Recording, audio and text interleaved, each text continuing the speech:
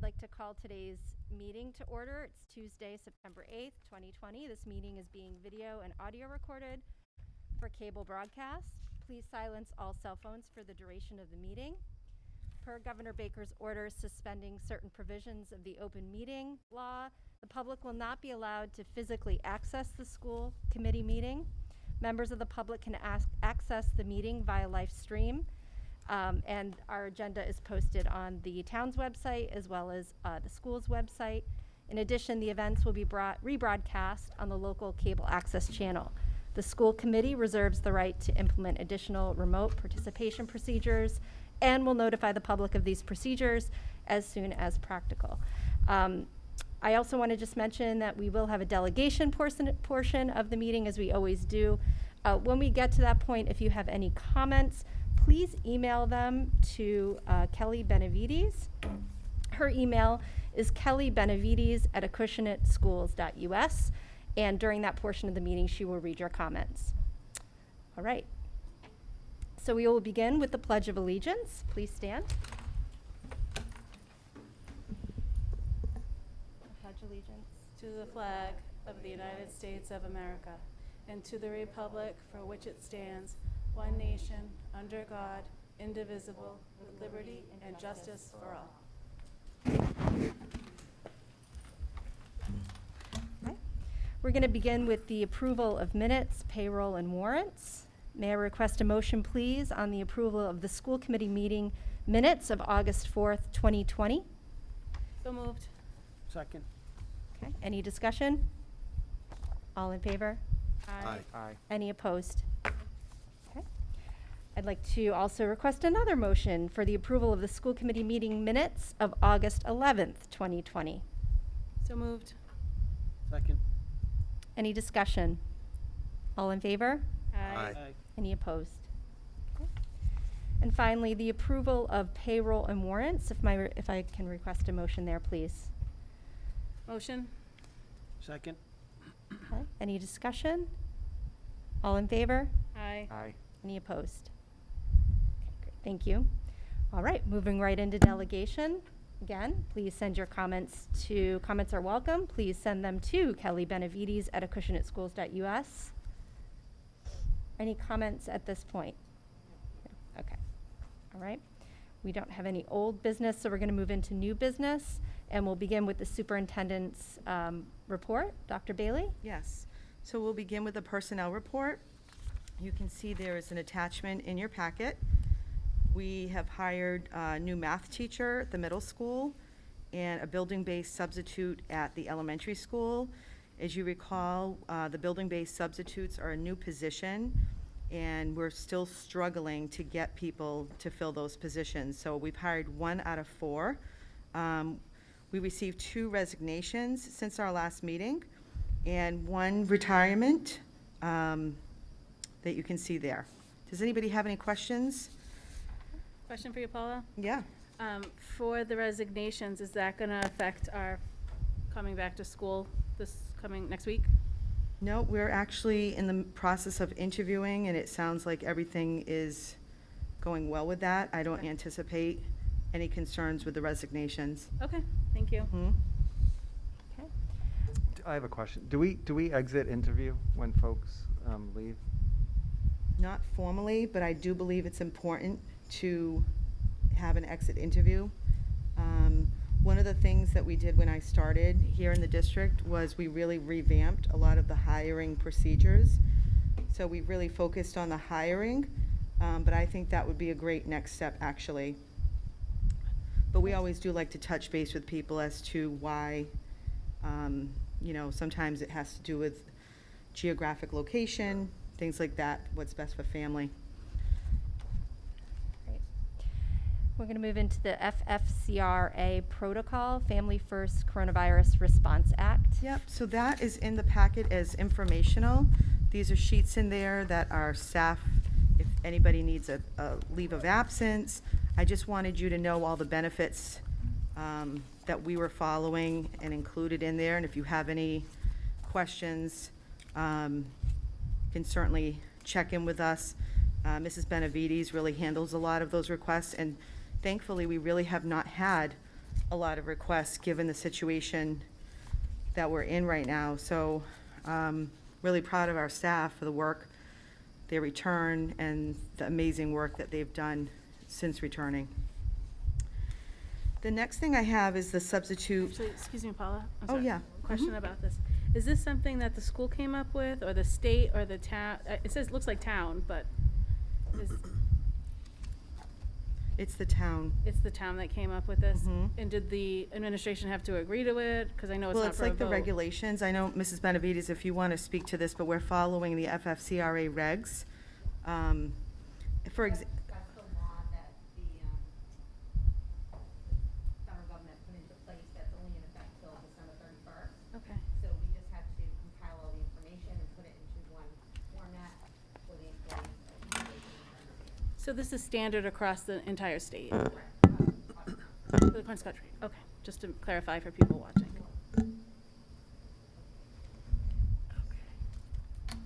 And any other questions on that before I move on to the next item? No? Okay. Substitute teacher pay rate and substitute custodian pay rate discussion. so this, I wanted to present this tonight. There's definitely a shortage of substitute teachers. And I know many districts, neighboring districts, have increased their substitute rate of pay during the pandemic.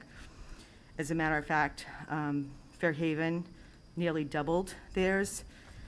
So based on the comparable substitute pay that we were able to find out from many districts, we are making a recommendation to increase. Currently, for non-certified teachers, it's $85 a day. We'd like to bring that up to 90. I'm sorry, we'd like to bring that up to 100. And for certified substitute teachers, we'd like to bring it from 90 to $125 per day. So there's two separate issues here. One is the substitute teachers, and then we're also trying to stay competitive with our substitute custodians. And in order for us to stay competitive, we're making a recommendation that they move from minimum wage to an increase of $14.17 per hour, as the $14.17 is the entrance pay on the scale for custodians. And this, again, will assist our district in both cases in staying competitive and trying to get people in these positions. Okay. I'm going to open up for discussion. Any questions? Do we have a sense of, so Fairhaven I know is maybe more than what we're proposing, but do we have a sense from other districts where we are in terms of that scale with our recommended changes? Yes, I think we're right in line with New Bedford, although New Bedford has different schools that have different rates. But according to the districts that we did look at, this would be in line. New Bedford, the closest we came, their least amount was 126. 126.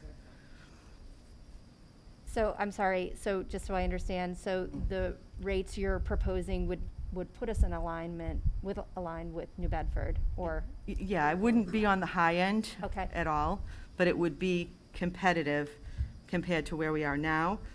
If I were a substitute and I was working, I would go to the districts that pay more money. So this would keep us competitive, although the timing during the pandemic, the recommendation is that we increase it, look at it once the pandemic is over, but at least during the pandemic, move the rates up. Paula, is this the same as the pay for the permanent substitutes? I think, were there two of them? Do you mean the building base subs? Yeah, is that what it was? Yeah. Yep, so this is different. This is This, different. the substitute teachers is more of an on-call position. Okay. Like, they could be called on a day's notice or in the morning, we need you today. Mhm. The building-based substitutes are permanent. Every day they come to work, Okay. so their pay scale is different and Are- the benefits are different. And are they, yeah, okay, so they're compensated better than Mm. this? Okay.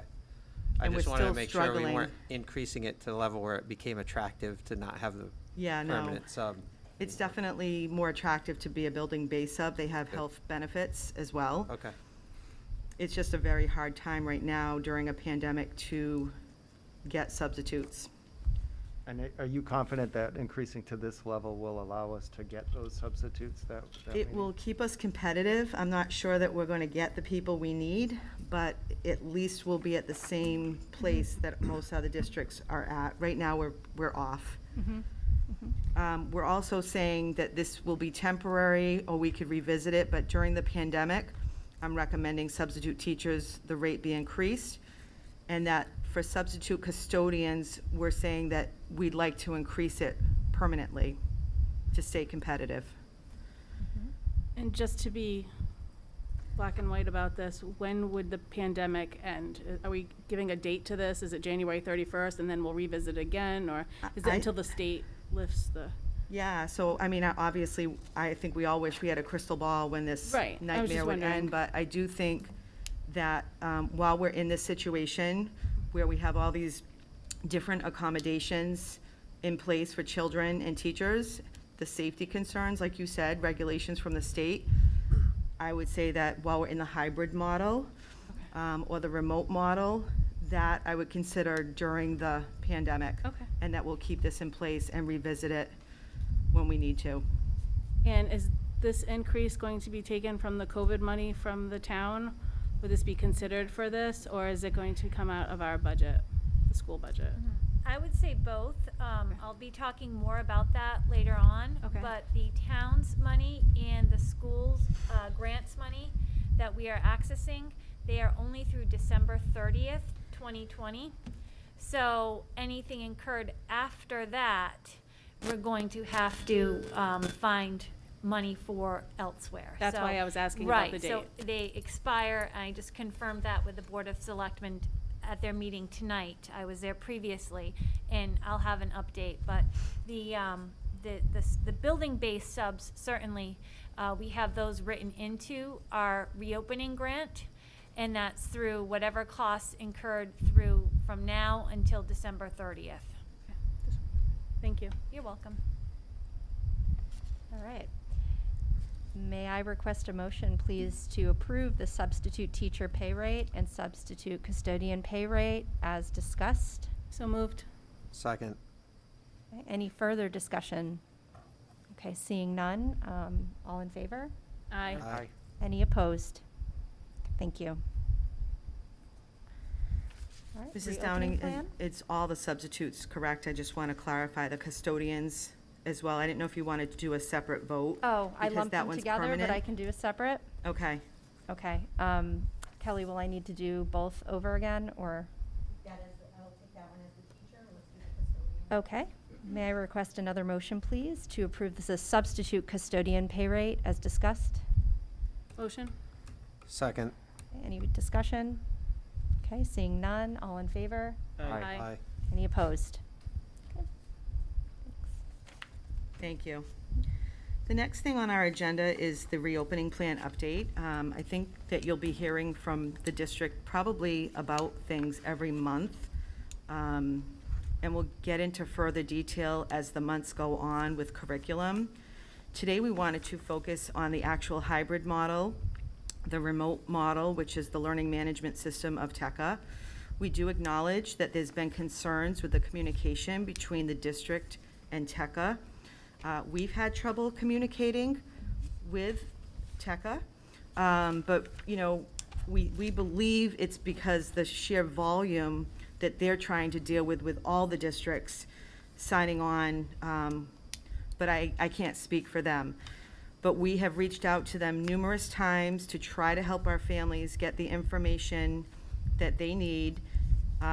We've followed all of their directions and put the information out, and we understand that there is a sense of frustration from families because they didn't either A, receive the emails from TECA, but we still want to work with our families and help them, so that's what we've been doing. I want to thank Mrs. Stoffel, our Director of Curriculum, who's really been instrumental in helping with the LMS, the TECA program. But our teachers have returned. We've been doing professional development. And just for anybody who is listening, what's typical for PD at the beginning of the year is anywhere from 1 to 3 days. So the fact that we're planning PD for 12 days in a row with our teachers has been I think, a gift for our teachers, especially with all of the new curriculum, with the new hybrid model, all of the COVID protocols. And I will say that our teachers, the effort that I see people putting in has just been remarkable. So I want to thank everyone. Particularly, I want to thank our curriculum director and principals who have really been managing a lot of the PD each day. And right now, if I could have Mrs. Stoffel come up to the podium to give us an overview of the hybrid model. And then what we plan to do is not get deep into the curriculum tonight. We will start to get deeper into the curriculum starting next month. We thought it was more important to give you an update about the hybrid model and the digital learning platform, because this is so new for everyone. So thank you, Mrs. Stoffel.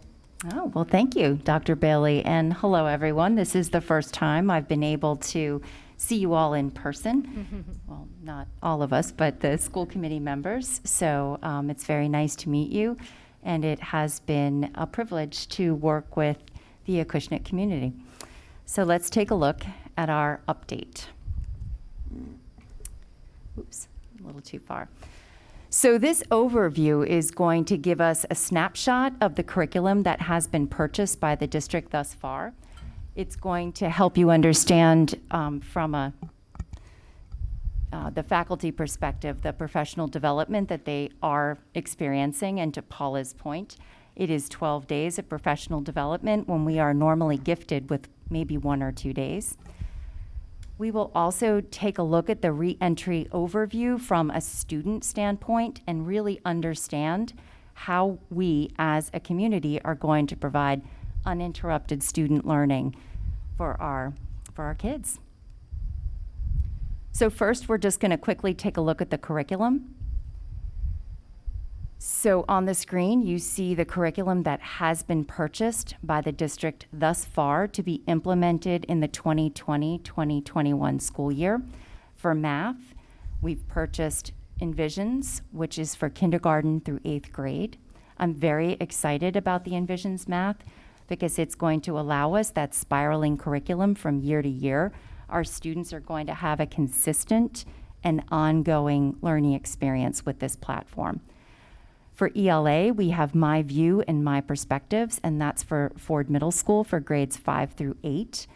We do need to look at curriculum for the elementary school, and in my meetings and working with the faculty, I will be collaborating with them on the platform that we will be deciding upon. For intervention, we're using Success Maker. For math and for reading, it's really game-based and hopefully very engaging for our students. For science, we have Amplify Science, and I honestly think that Ms. Ruggieri is as excited about Amplify Science as I am. It's hands-on kits, it's labs, it's absolutely fantastic, and our science teachers have already met and mapped out their learning expectations for the year. So very excited about science at Ford Middle School. Again, we need to look at science curriculum for the elementary school as well. For reading, hopefully that you are familiar with Light Sail, and it has become a part of our practice for summer reading. If not, we will have an opportunity to participate with Light Sail in the upcoming year as a supplemental to our reading program and an additional resource for our faculty. And I also put up there No Red Ink. This is an exciting collaboration between our grade 8 civics and writing teacher. We are going to pilot this program and see how successful it is in, again, grade 8 civics and writing. To me, this is a starting point for Acushnet. We have a lot of work to do, but I'm very excited about the curriculum we're moving forward with.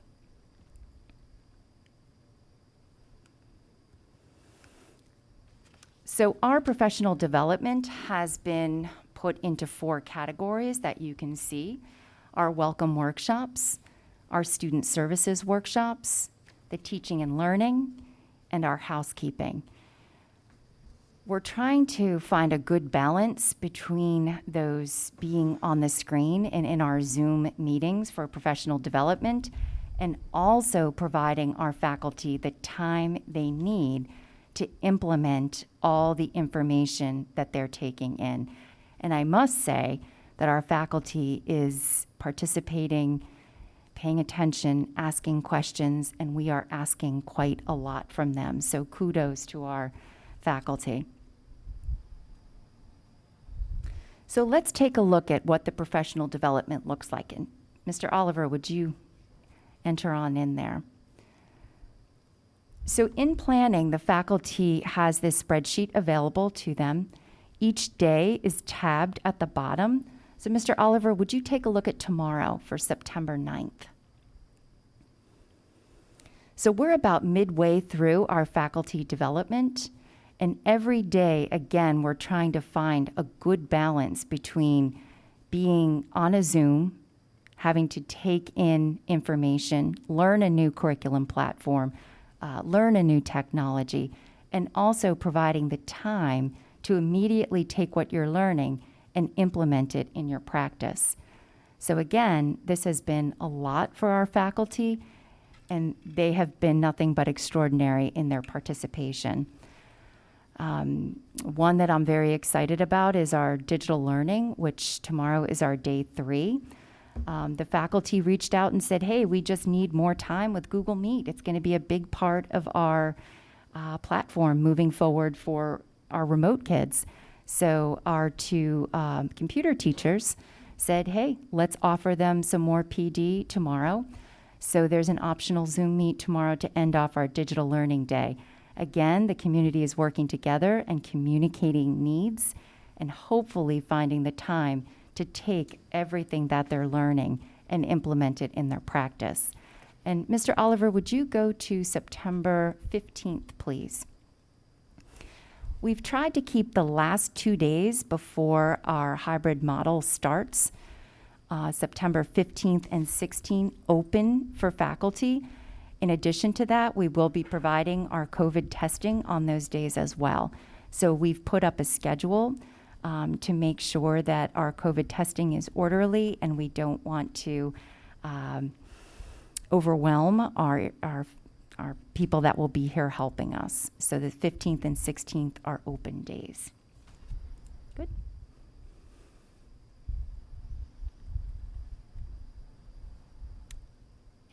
Thanks.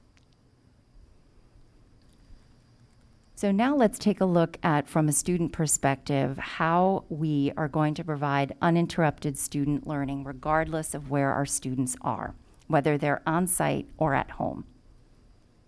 Oh, yeah, advance. Thanks. So there are 3 essential elements to our hybrid model moving forward. 1, our teacher websites, Google Classroom, and student learning guides and expectations. Let's take a look at each. So as far as the teacher websites go, before we click into AES and FMS, I don't know if anybody's had the opportunity to take a peek at these teacher websites yet, but I want to acknowledge Kyle Gallivan, who's our grade 8 social studies teacher. He helped us with creating all of the teacher websites. He exemplifies all that is good with the teaching profession and is an asset to our community. So I just want to take a shout out to Kyle Gallivan before we enter in. So the teacher websites were created and provided for the teachers to minimize any work that they need to do with these. We wanted to provide them something that would help rather than cause any more work that they needed to do. So these teacher websites have 7 pages for the elementaries, 1 for each content area. We'll take a peek in just a minute. They also show us the Massachusetts state standards, so there's no confusion about which standards we'll be teaching this year. There's also the hybrid calendar located front and center on our teacher websites to aid our families with any ongoing things happening in the classrooms. And one important thing that teachers did today is they added their student access to Google Classrooms. So basically, these teacher websites are one-stop shopping for our students. They can take a look at this teacher website and go right into where they need to learn. We worked this morning, 8:30 a.m., we were all on our Zooms and walking around the buildings helping with how teachers could edit their websites. So I'm very excited that these were launched today, and a lot more work will be ongoing, but we are in a very good place with our communication for our families. And Chris, would you take a look into AES? Let's click on the grade 1. And if you would go into teacher 1, I absolutely love what Mrs. Pierre did today. So you can see on her welcome page, she has a little message to her students. The hybrid calendar is down below. And Mr. Oliver, if you would scroll up one moment, would you please click on English Language Arts? So Mrs. Pierre is a grade 1 teacher. On her English Language Arts page, she has her standards for pre-K 5.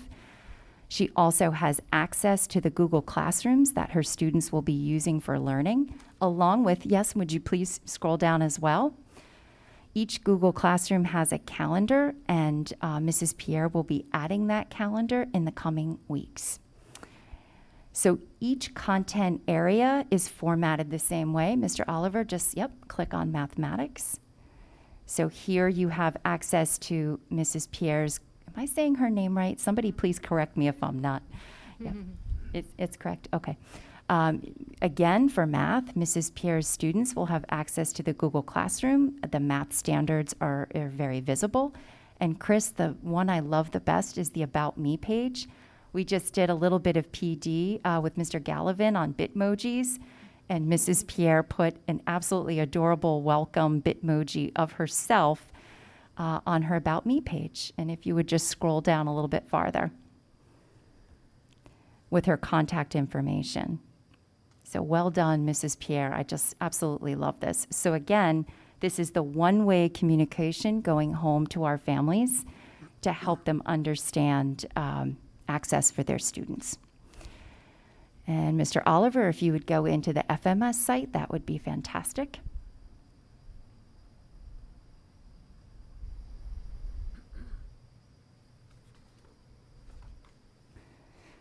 So Ford Middle School's website, teacher websites look a little bit different.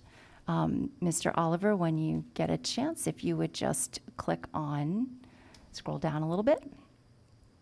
So you can see that they've opted to make grade level pages. So Mr. Oliver, if you would go into grade 8, they're all consistent, but let's take a look at grade 8. So if you are in grade 8, you see the welcome message from the team. You see, again, the Google Calendar. And if you scroll up, you can see each content area has so just click on English Language Arts. Yep, nope, right there, thank you. So each content area has the standards on the welcome page. You can take a look at those. Excellent. And let's go back to the grade 8 page. Now, Mr. Oliver, let's go ahead over to Civics and Government.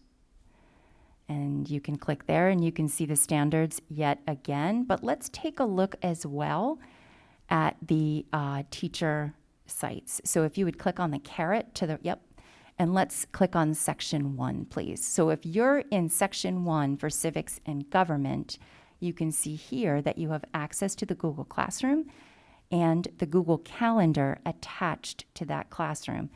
So when this teacher posts any assignments, it will be visible on this page on this site so that students can see what's assigned, tests coming up, projects to complete.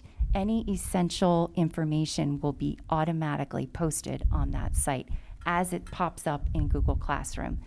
And Mr. Oliver, just to kind of round us off, would you please click on the About Us page? Because I also think this is really well done. So here's a Bitmoji of all your teachers. And as I look through it, it just makes me smile. I don't know how they figured out how to do these Bitmojis so well, but they really do look like faculty. It's fantastic. And it's rather disarming. I love it. I think it's fantastic. All right, so if we would go back to the presentation, please. And again, just a shout out to our faculty today. They spent their morning editing these sites and playing with them and learning about them. And I think they've done a fantastic job. So we are now, it is my understanding, a G Suite school. We'll be using Google Classroom as our learning management system for learning. And at AES, every elementary teacher has one classroom for every content area taught, which is a total of 5 Google Classrooms. At FMS, there's one classroom for every section taught, which is a total of 5 Google Classrooms. So student learning guides. I'm very excited about the student learning guides because as a parent myself, I'm hopeful that they will be helpful to all parents out there. If you can think of them as a lesson plan for your child, what does your child need to learn in a particular lesson? We have student learning guides at the elementary school and at the middle school. We're going to take a look at them in a little bit of detail in just a second. But why do we have student learning guides? They offer us clear communication, continuity of instructional delivery. It also promotes student ownership of their learning, and it promotes family partnership. Hopefully you will see that as these student learning guides are posted to Google Classroom, any parent can ask their child, what did you learn today at school? And they will have plenty to show you. So let's take a look. Chris, if you would click on the here. So these student learning guides are available in several different locations. I just thought this was the easiest way to take you in. And faculty has received professional development on this. So Chris, if you would go to the instruction page, please. Up there, yep, and then click on student learning. Okay. So the community and the faculty can find the student learning guides right on this page. And Chris, if you would click on AES student learning guides, and let's just click on grade 1 again, why not?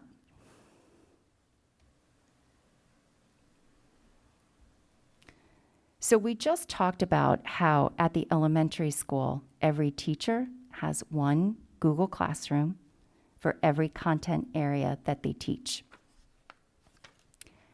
They will use this student learning guide as a means to tell students what their lesson is.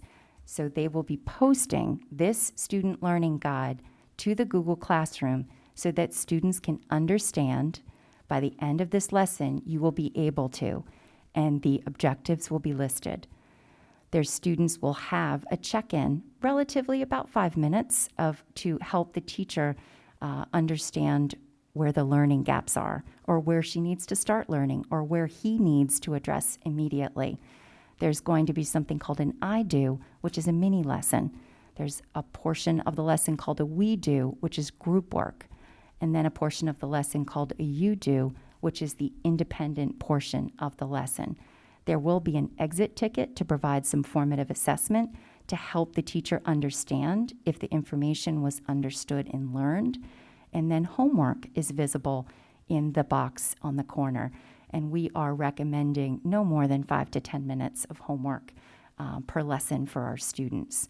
So this is for grade 1. You can also see the standards in the boxes up above. Any resources, materials, and tools will be available.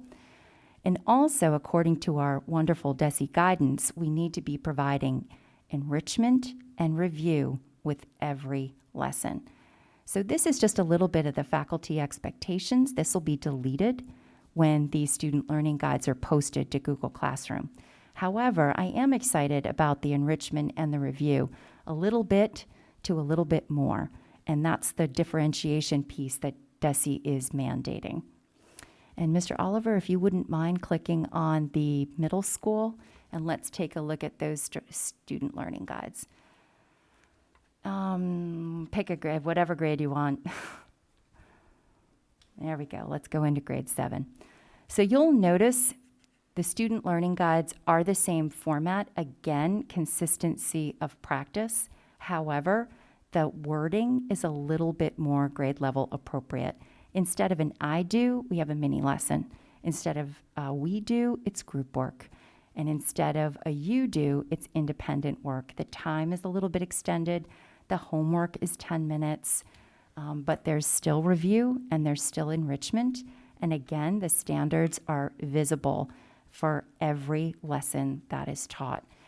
I am very hopeful that this facilitates communication with families in helping them help their students as we navigate this unprecedented time. All right, we're going to go back to the presentation.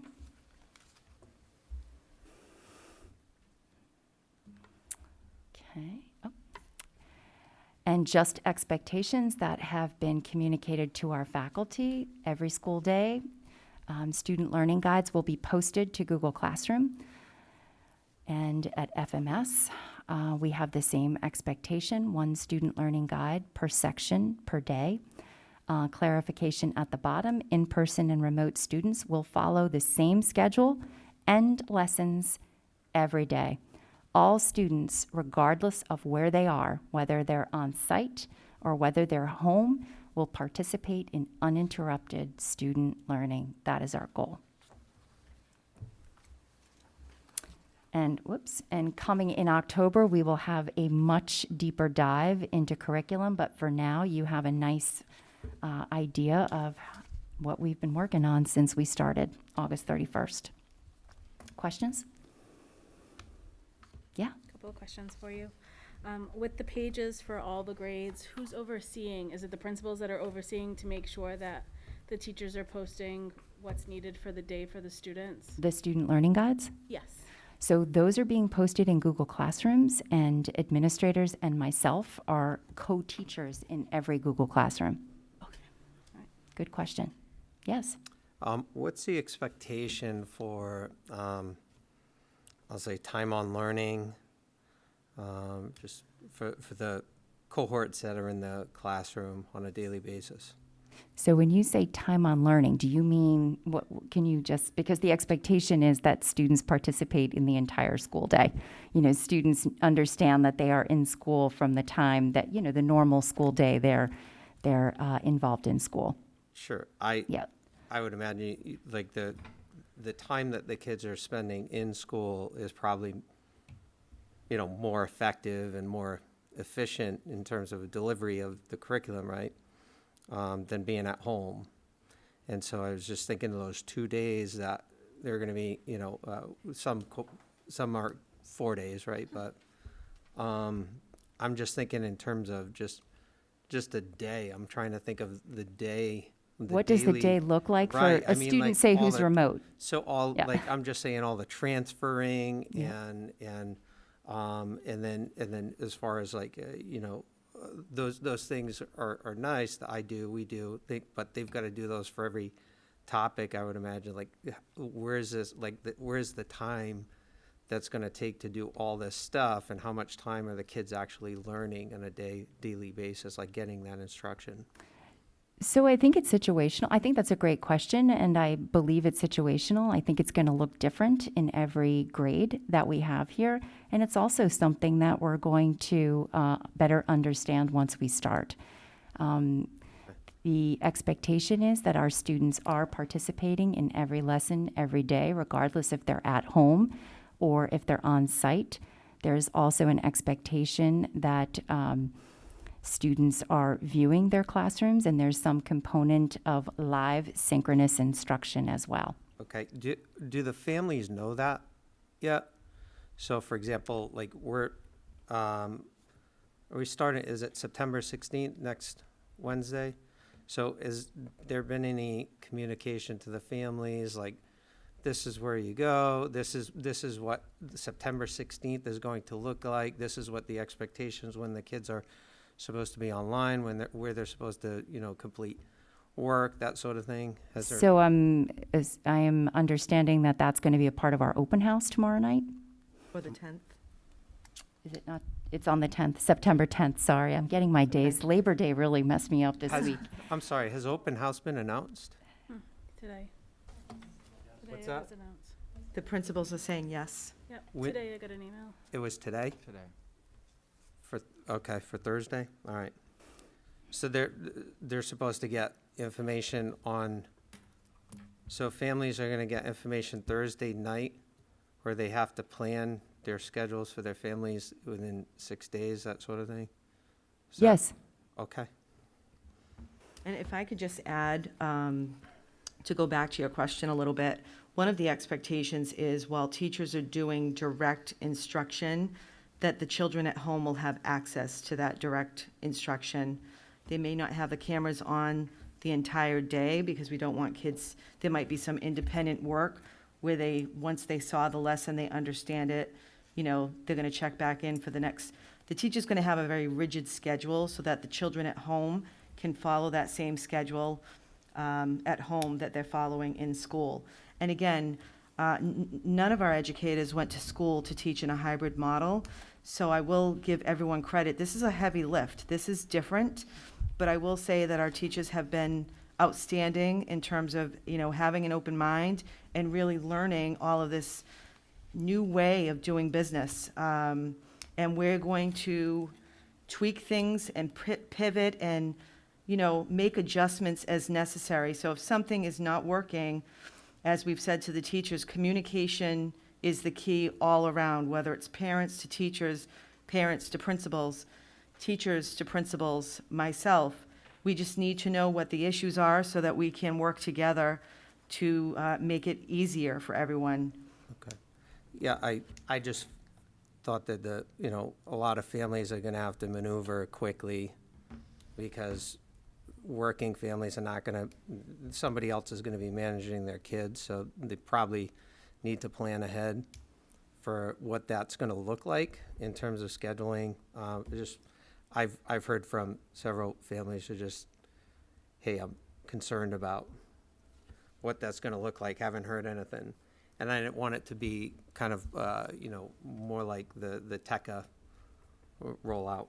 And then I had a question here. I noted this, in your presentation, mentioned that there's going to be COVID testing at the school. Is that accurate? I'm going to get to that, other All right, matters. so I'll hold that Yep. question then. Oh, sorry. Did you have another one?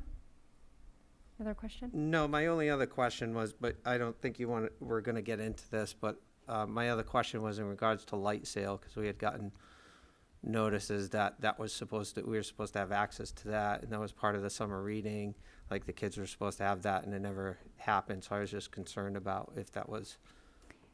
So light sale was available for our students. Oh, it was? Our Yes. free subscription to it expired, I believe it was August 31st, and we are in the process of integrating the light sale platform with the new licenses that we have purchased. I didn't know that. Yeah. Okay.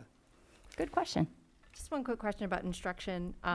So the idea is that there will be some lessons, as you outlined in the guidebook, that maybe those at home are watching virtually live. So there are students in school participating in that lesson, and there may be some at home participating. And then in Correct. some cases, it may be that maybe there's a video recording that those at home are going to watch. So it's not going to be consistent. There's going to be some variety in terms of the method being used for those at home. Is that correct? Yeah, so one example that might look different is if there's physical education and the teacher is doing a phys ed lesson outside because the weather is nice, and that's what we're encouraging to happen for phys ed is outside. The students will be given a choice board, and the teachers will have choices on that board for the students to be able to complete at home. So they're still completing assignments and the number of hours within their day at home. Those students will have similar opportunities when they're in school with their cohort. That's one example of how it could look different. A video could be played. If the teacher posts a video, they could post it, they could show it. Again, the teachers have a lot of academic freedom, if you will, and autonomy to really run the classroom the way they see fit. Our teachers are really the experts. So I think we're going to have to experiment and see what works for the children in their classroom, what's not working well, And I would just say to the folks at home, for those families that are listening, if this, and we're going to be in touch with our students as well. One of the things that we talked about after each phase was doing an exit ticket, a survey, if you will, to check in with families and students. How is this working for you? I know last year during the spring, I was actually on the phone with students at the middle school, asking them questions about their learning at home. This is supposed to be, the idea is this is supposed to be much more robust, more synchronous, uninterrupted in comparison to what we did in the spring, which again, we did our best with very little notice. But we will be surveying everyone so that we can continue to strengthen the model and get better at this. Thanks. Do you have a question, Kirk? Yeah, please. I can go. So I understand the classroom portion of the hybrid model. The at-home one, and I'm just guessing here, children have to be online, let's say at 8 o'clock to do their attendance, and then they need to be at a location until 2:15 or whatever time they leave for the middle school, or 3:25 when they leave for the elementary school. So parents need to prepare that they're in one location. They can't drive to several locations halfway in between because children will miss classes. Is that correct? Yeah, so we're encouraging families to have a location at home where children can actually have a workspace. They can be in one space so that they can turn on, go according to the schedule that the teacher outlines for them. We understand that there may be times where they have to stay with someone else for daycare purposes, but if they can have access to their computers and online, that's what we're recommending, a workspace. I noticed that one of the issues right now going on in the country is now there's a shortage, not just of toilet paper, there's a shortage on desks. So it leads me to believe that during this pandemic, people are purchasing furniture and desks because a lot of students are working at home because that's what's happening across the country. Yeah, my children's workspaces are better than the ones that I have in my office. Yeah, I mean, Paul, I would just, I guess my point before was maybe, I think that needs to be communicated a little bit with the families. I think they're a little bit in the dark about what's happening 8 days from now. okay.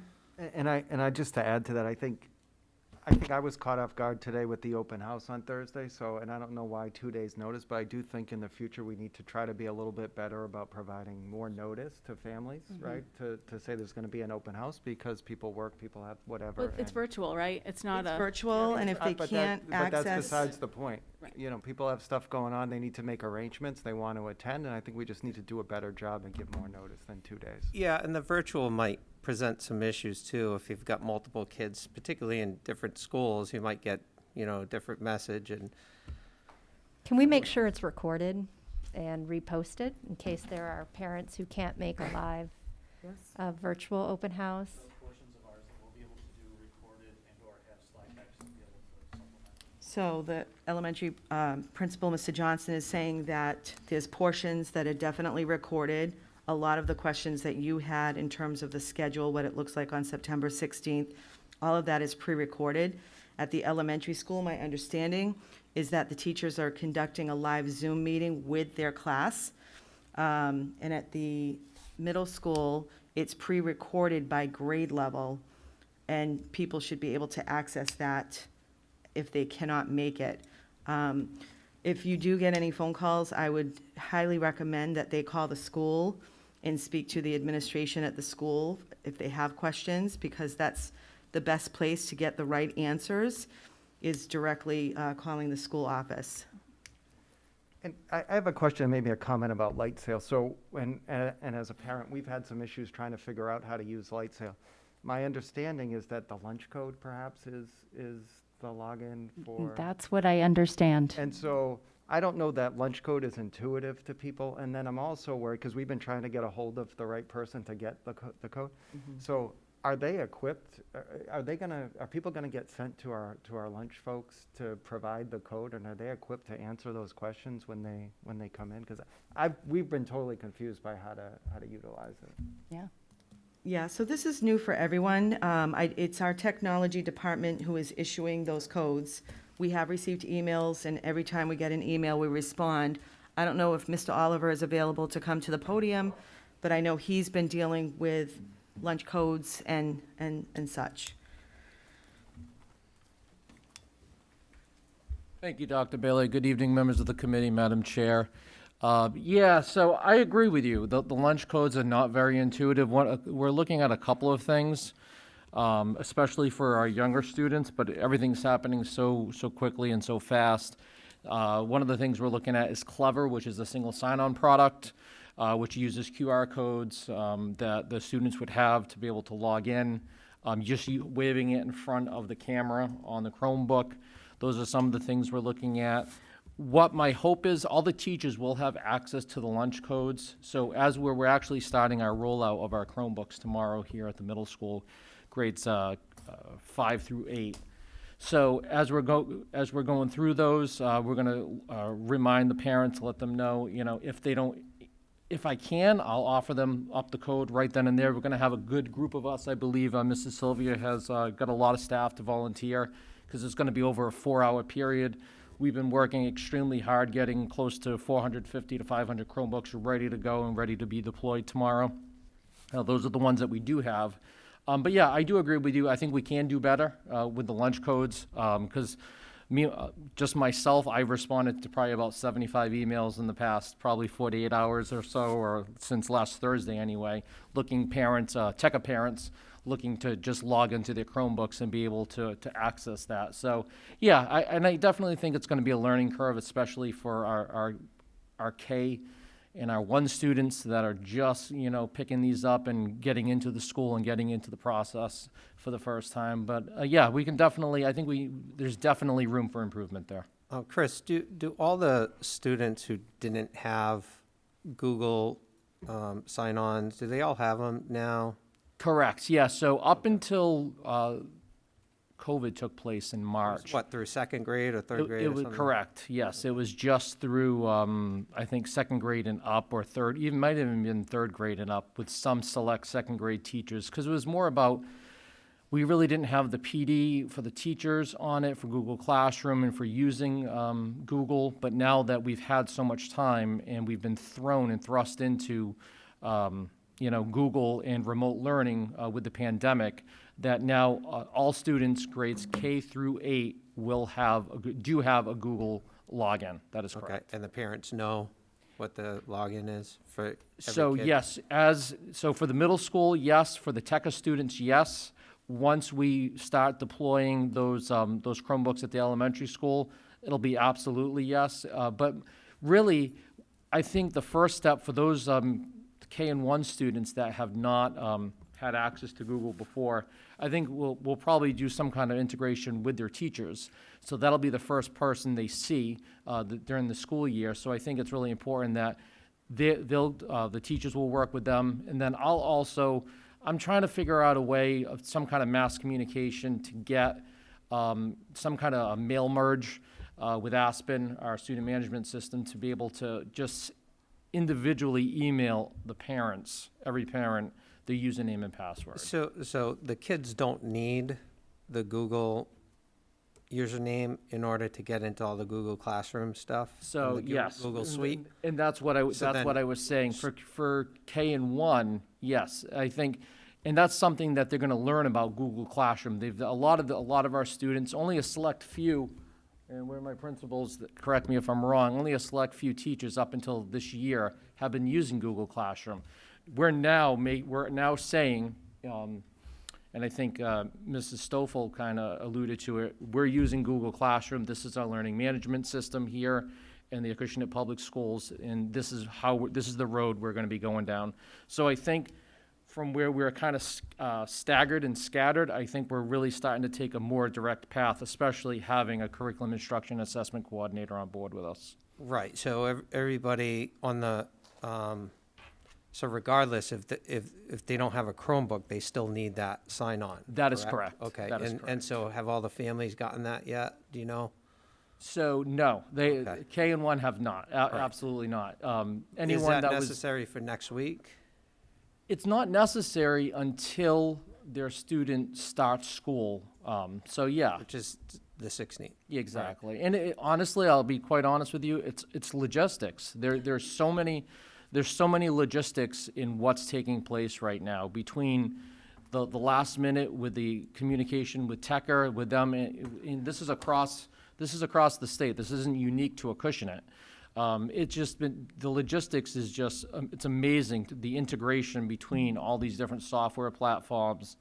I know someone brought up Lightsail, Google Classroom. There's a lot more different platforms, Amplified Science, I believe, that we're looking at doing. So ultimately, the ultimate goal, the long-range path here is we're looking to do single sign-on for everything.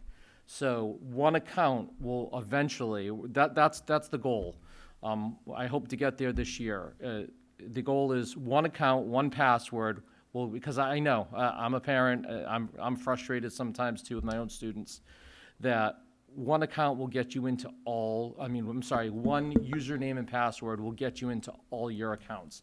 Make it easier for the students, but also make it a lot easier for the parents. Okay, so I guess my line of question was just, I was just concerned with the kids that have never had Google Classroom access. Like, Sure. the kids who have had that for years, I mean, they're probably fine, right? But just the new ones, yeah. Mr. Oliver, you may want to clarify that starting September 16th, because we had to distribute a good number of Chromebooks to TECA students, which was not an original expectation, we have not received over 50 Chromebooks back from last spring. Not all of our students will have Chromebooks on September 16th. So our teachers are preparing packets at the elementary level. I don't know if you want to speak about which grade levels. Oh, yeah, sure. Yeah, so. I just want to make it clear to people. Absolutely, Dr. Bailey. So like I said, tomorrow we're distributing our Chromebooks K through 8 tomorrow. Ultimately, if our 5 through 8. shipment of 400, 5 through 8. 5 through 8. 5 through 8. Ultimately, if our shipment of Chromebooks had arrived on time, but they're back ordered across the world right now, we're looking at probably early October for those. I did send out a survey, a technology survey. Some of you probably got that last week, at letting the parents know of elementary school-age children that we'd like to try to still go digital. If they're in a, if they're in a pickle and they don't have any device at all, we're willing to work with them to try to get them a device, just until the, until our major audit comes in October. Because let's face it, in March, we loaned out about 150 Chromebooks, so that the rest of them, even though some parents, they did double up, that might have been a work device they were letting their student use. That's not what we want. We want a true one-to-one solution here. But until we can get there, until we can get our shipment of Chromebooks in, we're doing what we can. So with the survey results that I received, we're going to be looking at trying to reach out to these individual families, these individual parents, to see if we can get them an emergency loaner Chromebook just until the major shipment comes in, because they don't have another device. That being said, some of the other things we're doing, we're really jumping through hoops here, trying to accommodate as many parents and families as possible. I'm actually working with Verizon, and those parents that don't have it, and I've had probably about 5 or 6 parents reach out to me, Acushnet residents that don't have internet access, or they have limited internet access. Verizon did come to an agreement with the Commonwealth of Massachusetts with the state contract, and I am going to be purchasing Verizon Jetpacks 4G hotspots for those families that can prove a need for internet access, because we want a level playing field. That's what we want. We want all students on the same playing field. And just so I'm clear, even if we get the 400 Chromebooks, are we saying that we still will have a gap because of those that haven't been returned and the ones that we weren't planning for? Good. No, absolutely not. At the end of the day, by the time they all come in, every single grades K through 8 will have a Chromebook. Every single student will have a Chromebook, including our TECA students. Those have already been given out, our TECA students. Chris, how many requests have we received for internet support? I would say somewhere in the ballpark of 5 right now. But, as let's face it, a lot of families, as it gets closer to the start date, they may start to reach out more. But right now it's about 5. Thank you. And just to remind folks that kindergarten and first grade will be here 4 days a week.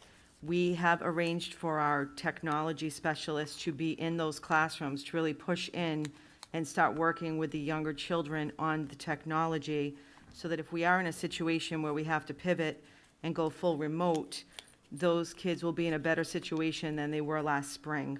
We know that the younger children didn't do as well because it's hard, all this Google Classroom format, the platforms we're utilizing. We plan to do as much training as possible with our little ones. And, you know, this is new to the staff as well, and I just want to give credit again. People are working extremely hard. This is the hardest model to pull off, is the hybrid model. All remote would have been the easiest thing for us to do, but we know this is best for our kids, to get them in person as much as possible. And I will say that our community is so fortunate that our children have access to technology, to the internet. I know in other communities, they struggled in the spring. They, you know, where our teachers were complaining that 1 or 2 kids may not have showed up on a Zoom lesson. Other communities were lucky if they had 1 or 2 kids show up, where we had most of our class. So we're hoping that this new and improved model, we're just going to keep getting better, building our capacity as adults to service our children as best we can so that they get the best education possible. I'm sorry, Mr. Sumner, go ahead. Will TECA in this new curriculum be linked to Aspen to show their grades on there? No. I don't think so. No, since Tech is completely separate, no, it will not tie into Aspen at all. Okay. Just a question, so the open house for AES is this week. What is the plan for Ford? Is there, Tomorrow. I'm It's, sorry. Yeah, if you want to come up, Mrs. Sylvia? but it's all pre-recorded, okay. so the links, Can you just go to the microphone?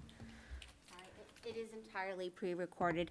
The staff are putting together their videos today. The links will be sent out to the students' Gmail accounts beginning tomorrow night at 6 o'clock. You can view it tomorrow night, you can view it next week, you can view it 2 weeks from then. So it's only to the students so that it's not a public event. It's Okay. only to the students in those grade levels that can access those links for the open house. The question and answer section went out last week to submit, parents could submit questions that we could answer during that open house. That was sent out via the one-call message last week.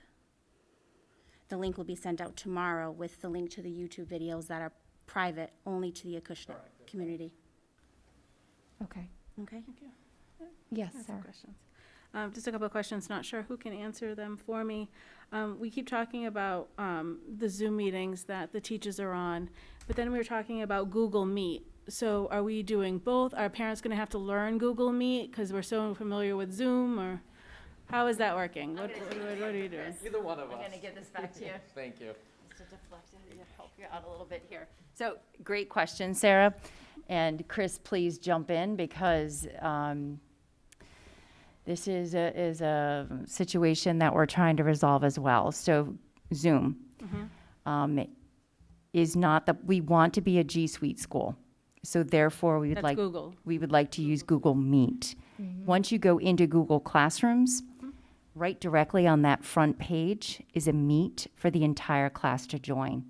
So we feel that that is the most intuitive, simple way for our entire community, teachers, students, and families to access the links. One-stop shopping again. We are going to be purchasing their enterprise account, which gives us a much broader, which gives us a little bit more access and features. Go ahead. Yeah, actually, so what Google realized is that Zoom was absolutely on top of them with the video conferencing piece of since COVID started. So Google has now trying to, surprisingly, or not surprisingly, they're really catching up now to Zoom. And while G Suite for Education is a free platform for any public K-12 school system, it's a free platform. However, there are some limitations to the free version.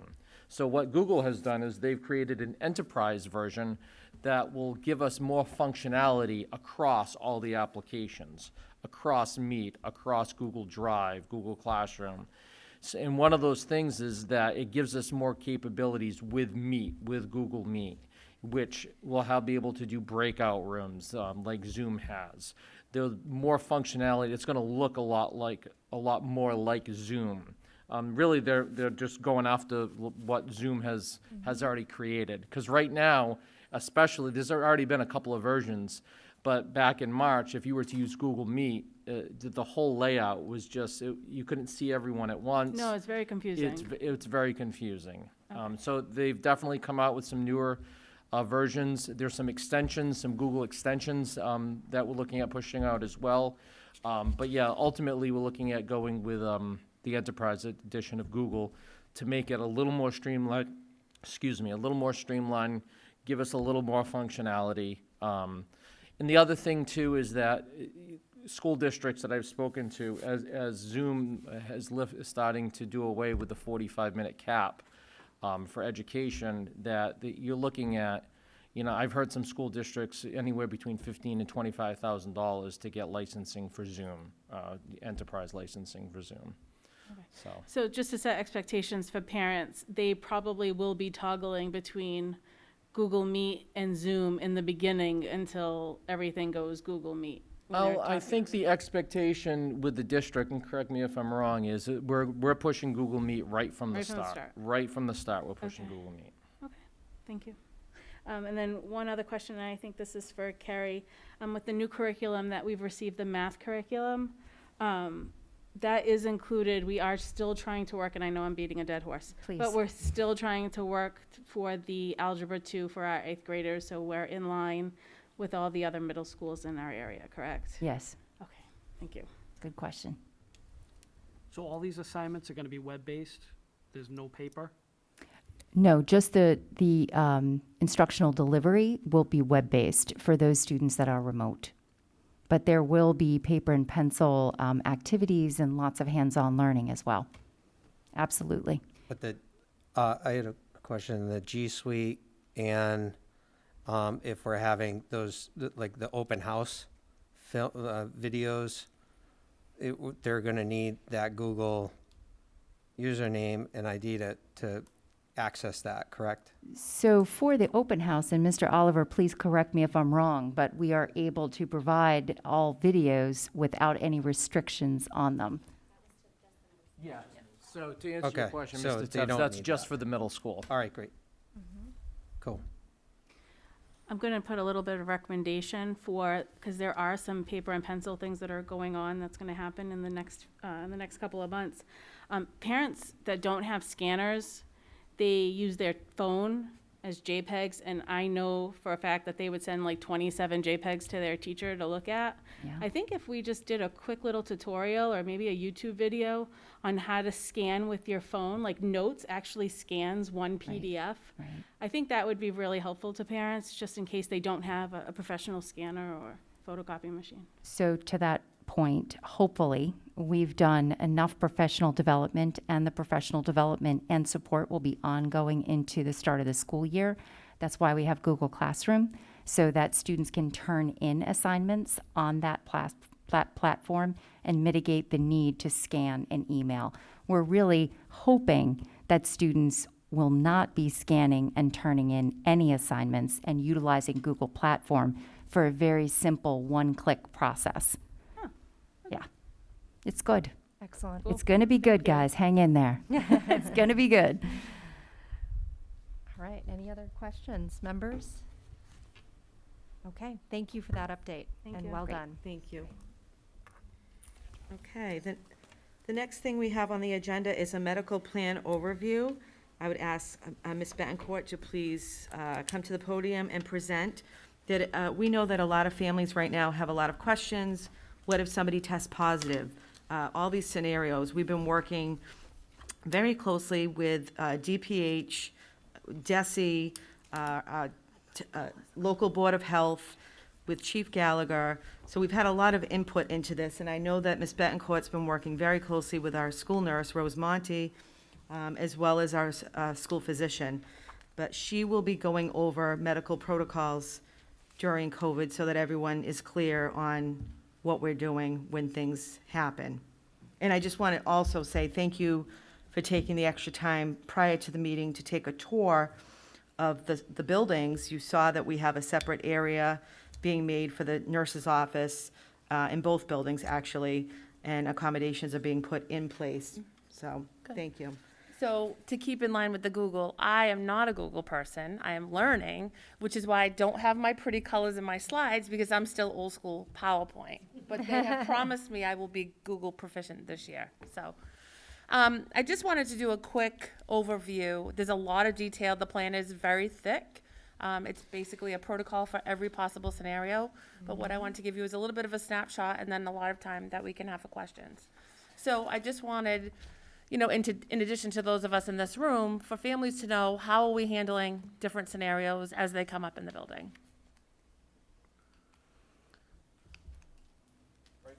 Yeah, I tried that first. Thanks. So we cannot hammer this home loud enough. The three most important things that we need from everybody as far as prevention are mask wearing, social distancing, and regular hand washing and hand sanitizing. We are starting pretty much every conversation with those three things. That is our best defense against keeping COVID out of our classrooms. All students will be required to practice these. We are already planning for our little ones that we know are going to struggle with keeping masks on and social distancing. We're putting together resources every day. Our clinical staff is already working on providing those supports in the classroom, that education right in the classroom to groups of students. The other big piece that we really want to reiterate with families is that if kids are symptomatic and they have a fever or a cough or a sneeze, and I'm going to go through the list in a minute, we really, really need them to keep kids home. Just as, you know, you wouldn't send somebody in with the flu, we wouldn't want you to send your kids in with potentially, you know, COVID symptoms. But maybe in the past, we would have sent our child to school Well, we'll with get into that. some of those symptoms, but we're in a different situation now. So we ask that not only our families are monitoring our students, but that our staff are also monitoring themselves for any of these symptoms. It's a pretty extensive list, and on any given day, I think any of us could have these symptoms, but again, we want to look at them as a group of symptoms. So if you came in with just a little cough, we wouldn't be calling parents to send you home. You really would have to have a combination of symptoms for us to be alerted.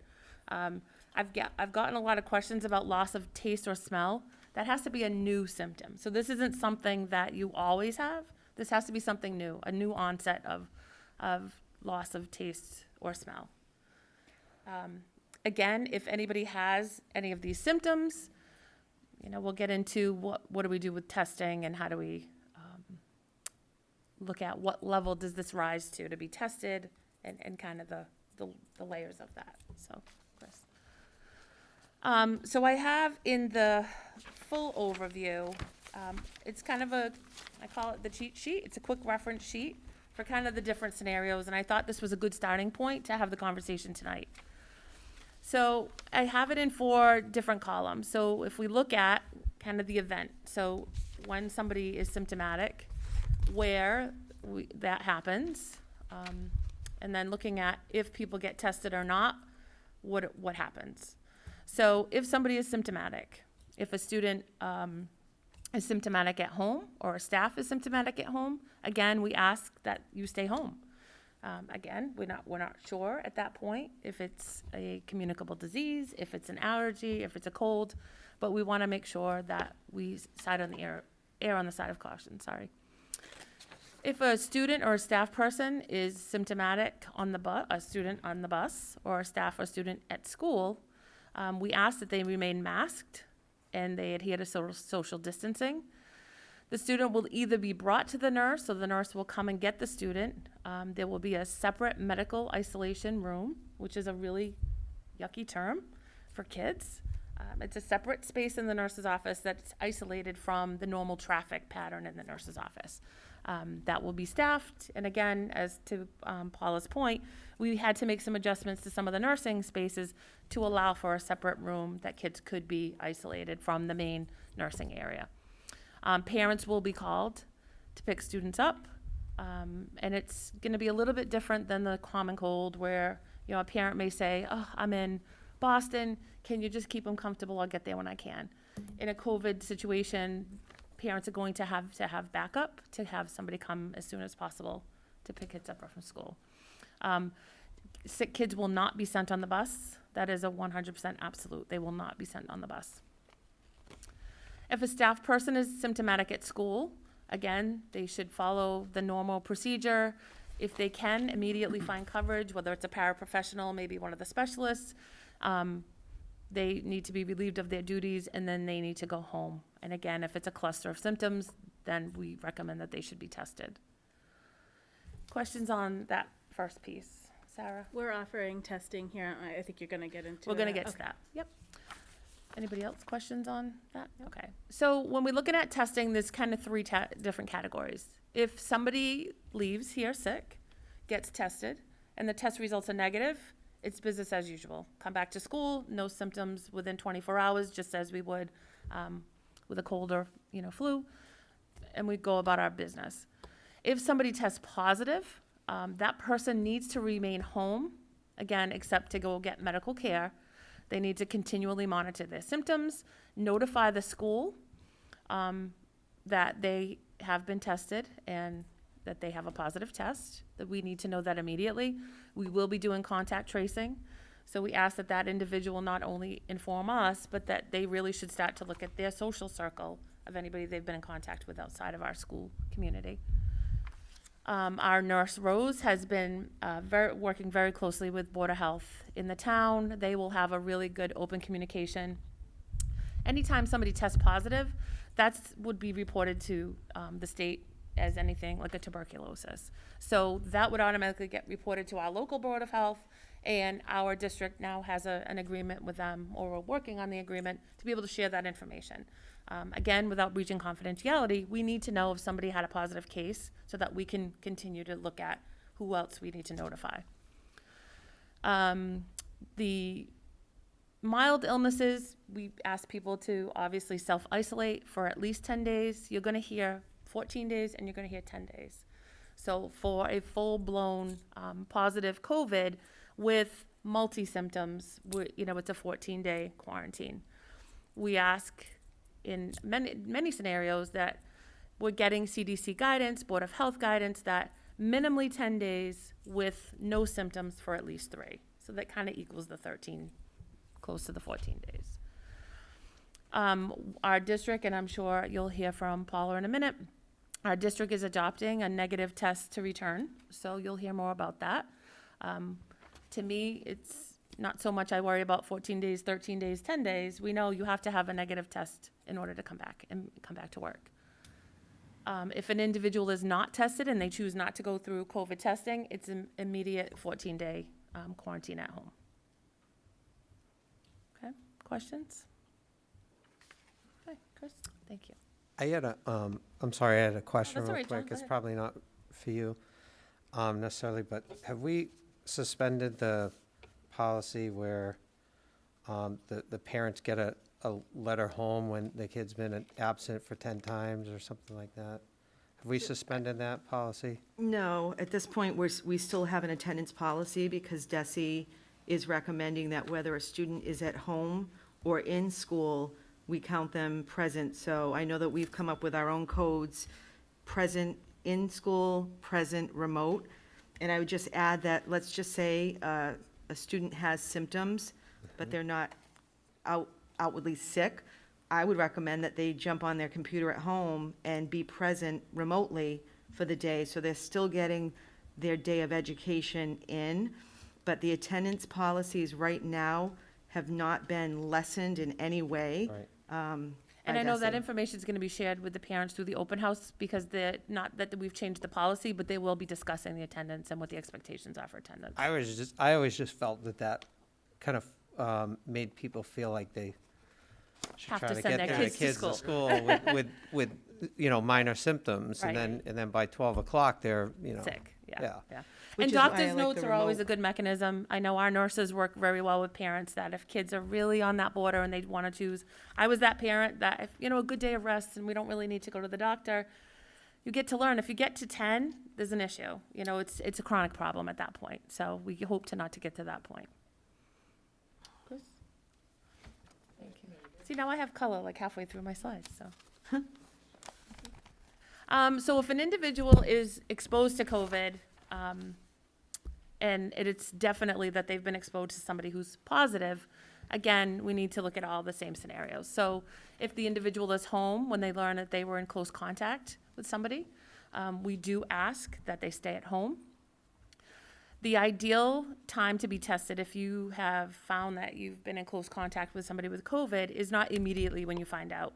It really should be 4 to 5 days after that exposure, because that's when the COVID is at its heightened state, and it's the best scenario for a test situation.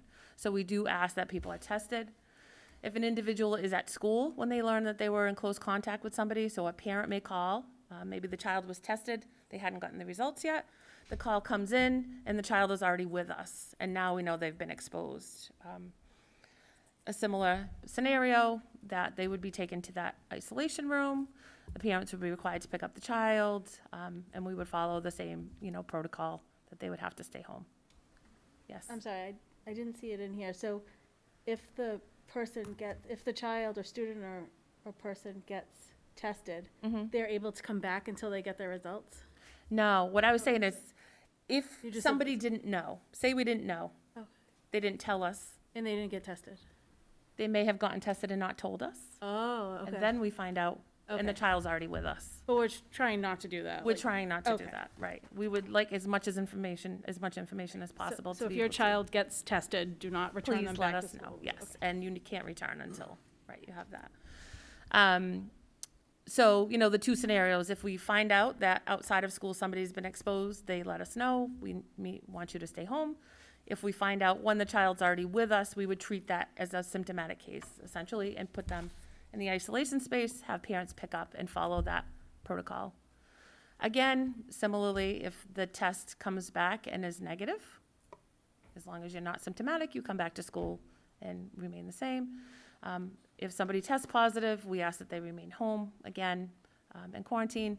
And if they are, if they choose not to be tested, even though they know they've been in close contact with somebody, then we will require them to be a 14-day quarantine, just for safety. So a lot of the actions for us are very similar no matter the scenario.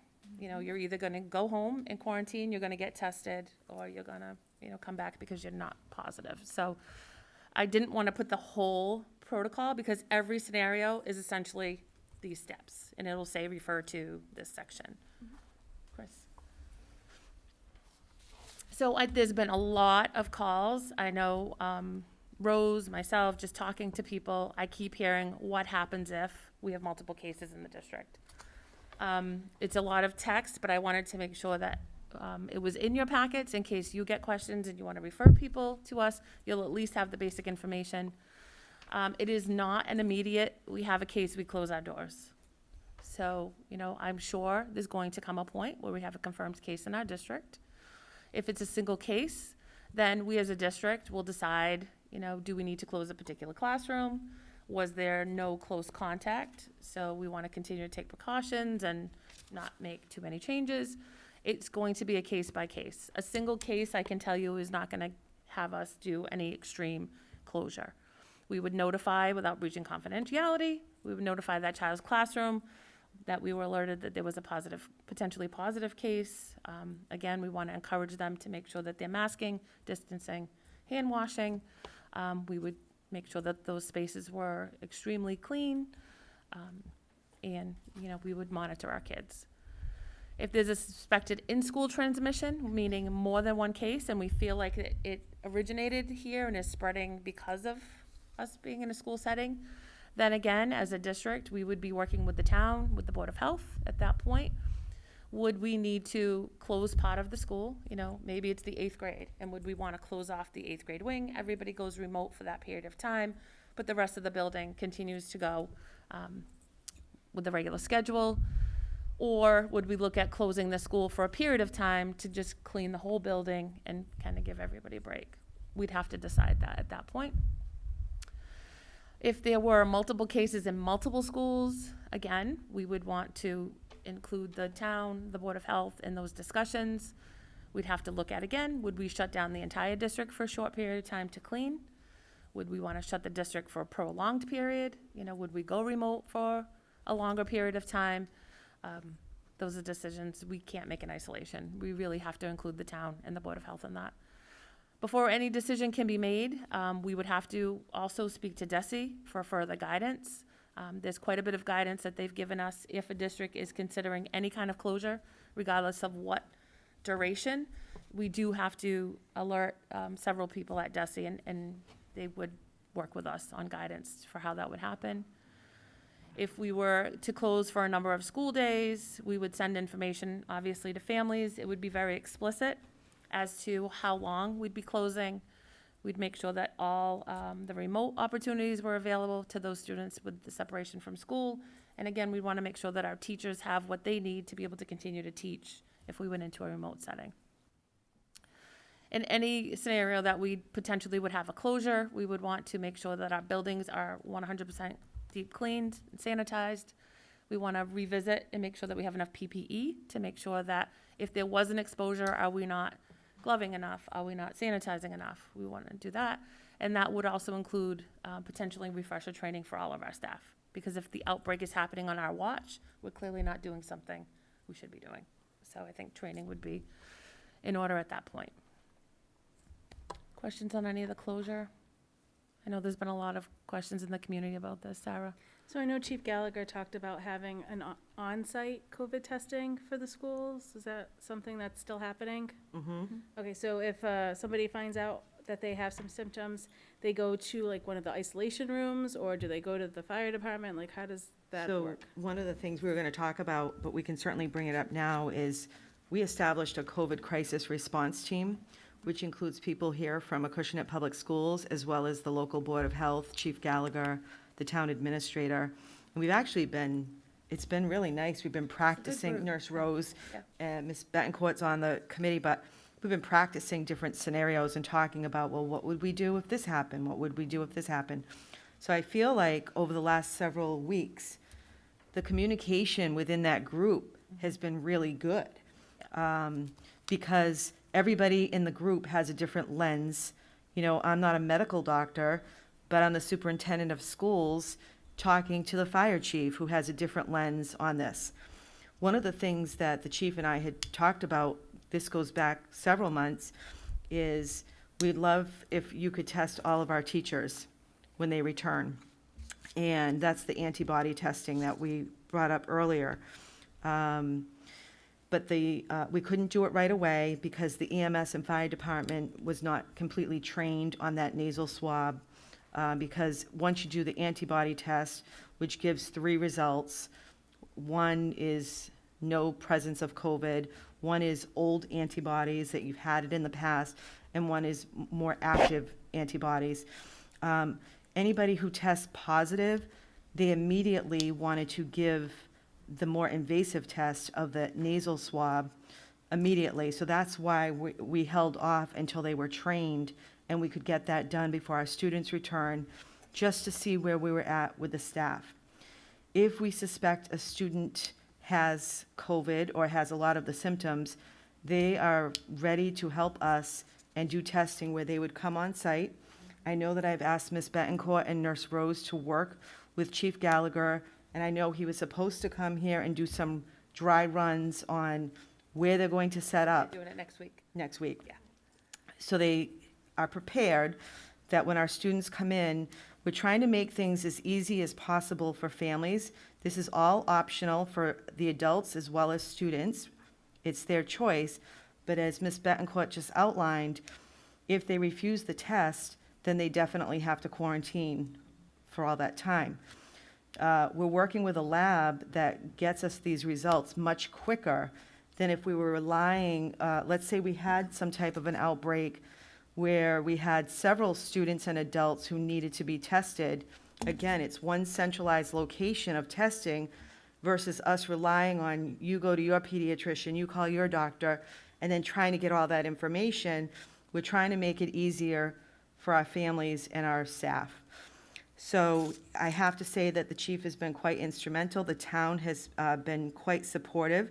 We're using CARES funds to work on this. And again, I have Chief Gallagher coming in on Friday to explain to the staff what this antibody test is. It's just the pricking of a finger, right? And then depending on the results, if there's a positive result, they have the option of having a more invasive test. But again, it's all voluntary, but I have received really good feedback from staff that they're really happy that this is being offered so that they know. I think it's a little sense of peace of mind. Yep. If we're testing people and we're seeing that there's, we're figuring that out first, before we just bring everybody back in an unknown. I think it's a little bit better peace of mind when I know the person to the left of me and right of me has been tested. And we know that we're all safe. And I can't say it enough that this is the time where we do have to come together. Our families need to communicate with us. And going back to Mr. Tev's question about the attendance, no one's going to be penalized if they have to stay home because they're going to be able to get on the computer if they're physically able to, because we're trying to keep everyone here safe. So I know what it's like when, your child might have a slight fever and you might give them Tylenol to get to school. This is not the time to do that because then you would be putting everyone else at risk. The recommendation is to stay home, have that student work remotely from home, and then watch those symptoms. I think communicating with the nurses will be key, and our nurses will do a fabulous job, I know, of guiding our families, because this is, let's face it, this is a lot of information for people, and it's all new. But depending on the situation, I am confident that Nurse Rose, our nurses will be guiding our families, here's what you need to do, here's the next step, so that families will be reassured. But I want to just stress, nobody's going to be penalized in the sense that they have to stay home because they will have access to their education. Our goal is to keep everyone here at school safe, including our adults and our students. We're actually in a better situation because even during cold and flu season, if you choose to keep your kids home, they can still get credit for the day by logging in and participating remotely from school. So I think we'll see a decrease in kind of negative attendance issues. But I'm sorry. ahead, So Johnny gets tested, call the parents. Yes, he can do the fingerprint thing. Oh, no, so the antibody test is only for staff Only for staff. before the students even arrive on our campus. Okay. The antibody test is only being offered to staff. Right, but so The Johnny has a symptom. What happens? Do we So- call Chief Gallagher to come and test him, or what do we do? So being a resident of the town, they are going to have that opportunity for not only the child, but the family to be tested Okay. in town. In town, not at the school, at that location, right then and there. I'm not sure I if they're think it gonna come here or depends. if we're gonna go, if the child's gonna go Okay, there. that I was think my that's still, we're ironing that out, but Okay. that will be available to all students and family members in the town. Again, I just think it depends on the situation, because I think we can all get a little bit, our mind, Oh, yeah. somebody sniffles, somebody coughs, Right, and our right, mind directly is COVID, right? Virus. So we have to, this is why we have this response team, so that we can actually discuss with all of the different people and their perspective to say, okay, here's the situation. This is why we were practicing different scenarios, because again, this is so new to all of us. And I think our nurse will take the lead on, if we feel a child should be tested. If they're showing enough symptomology, then we would be the ones recommending that they're tested. Okay. And then how long would the results be once they were tested? I thought So they it was would a say- matter of 48 hours. I thought So- you said you have it in the email. Yep, so the lab that they're working with is 24 to 36 hours, I believe, which is much quicker if you went to your own doctor. They have a setup with the labs. I'm just trying to see if I have it in here. But if I recall correctly, it's anywhere between It's a 24 really and quick it's turnaround. I very knew it quick was within a couple turnaround. of 4 days days. max, Yeah. So they would have to quarantine until we had those results, but we would guide them and let them know and communicate the situation. I just think it's a great thing that the town's saying, the hassle of going to your pediatrician, making an appointment, hoping they have enough tests this is really gonna alleviate that stress for families, so Plus, you don't have to pay the copay, that's the other positive. because this is all free for Acushnet Yeah, this is all residents. CARES All free, funding. yep. And I will say Acushnet has really been ahead of the curve on this. DESE, within the last week or two, just put out a mobile response team that will respond for testing. So that's another tool that we'll have in our back pocket should we need it. But I'm really comfortable with the protocols that we have in place right now, working with the town to give people what they need so people are comfortable Yeah. moving forward. Jen, do you have a question? No. Oh, I okay. just have one more final question. We Please. kept mentioning Rose Monty as our nurse. Do we have 2 nurses or 1 nurse? We do, we will probably know that in the next couple of weeks. Okay. Yeah. Okay, so there probably There will be 2 nurses. Okay, thank you. That was it. Sorry. Thanks, Jen. I actually did have a question about contact tracing. Mhm. How wide will we go with our efforts here in the school with contact tracing? Like our capacity to do that, say, beyond the borders of our schools, or just curious? And I think it's gonna be a communal effort, because it's impossible for us to do extensive contact tracing beyond what we know. Right. Our role as the school district is first, I think we need to define what close contact, what does that exposure mean? That's another question we get all the time. So to have had an exposure, you've had to be unmasked within 3 feet for 15 minutes. If you've not been in that scenario, then that's not really considered an exposure. So if you're 6 feet apart and masked, and you find out a person that was 6 feet away from you with a mask is positive, that's not considered an exposure, because you've not been in that close contact. Okay. So again, we would want to tread lightly with families, because if we knew there was a positive case, that classroom would still be alerted that there was a positive case. Would we, at that point, have to dismiss everybody to get tested? No, because if we were sure that there was not a kind of breach, then we wouldn't have to worry about that. Our level of contact tracing would be, student A in this classroom tested positive. We would alert that classroom that there was that there was a positive case. We would then, and we've been working with our staff to keep really good documentation. So if a student leaves that classroom to go to speech therapy or another service, that now is a second cohort of kids that we'd have to be alerted to. If they're, in a basketball league and we know that, we would want that parent to then alert that cohort of kids. I don't know that we would do that messaging, but we would work with the family to figure out how wide they have to kind of throw that net. We would do that for our school community. Thank you. Okay. Any other questions? If anything comes up, you can certainly either get in touch with Paula and she can ask questions. You can get in touch with me. This will be an ongoing conversation. Like I said, the actual protocol is many, many, many pages. But I figured it was a good overview for families, simple, and just kind of the big bullet points. So, great. Thank you. Thank you. Thank you. Okay. All right. Dr. Bailey, policy updates? Yes, so I'll Excuse be- me, I'm sorry, Oh. Madam Chair. Yes. Do you think we could take something out of order, the AYSA, since we do have 2 people here and it's going to be a long That's a great suggestion. I'm, Asking if that's yes, possible. I'm comfortable with that. Is that okay, Dr. Bailey? Yes, it's fine. Do we have to take a vote to do that? To go out of order? Yep. Yep.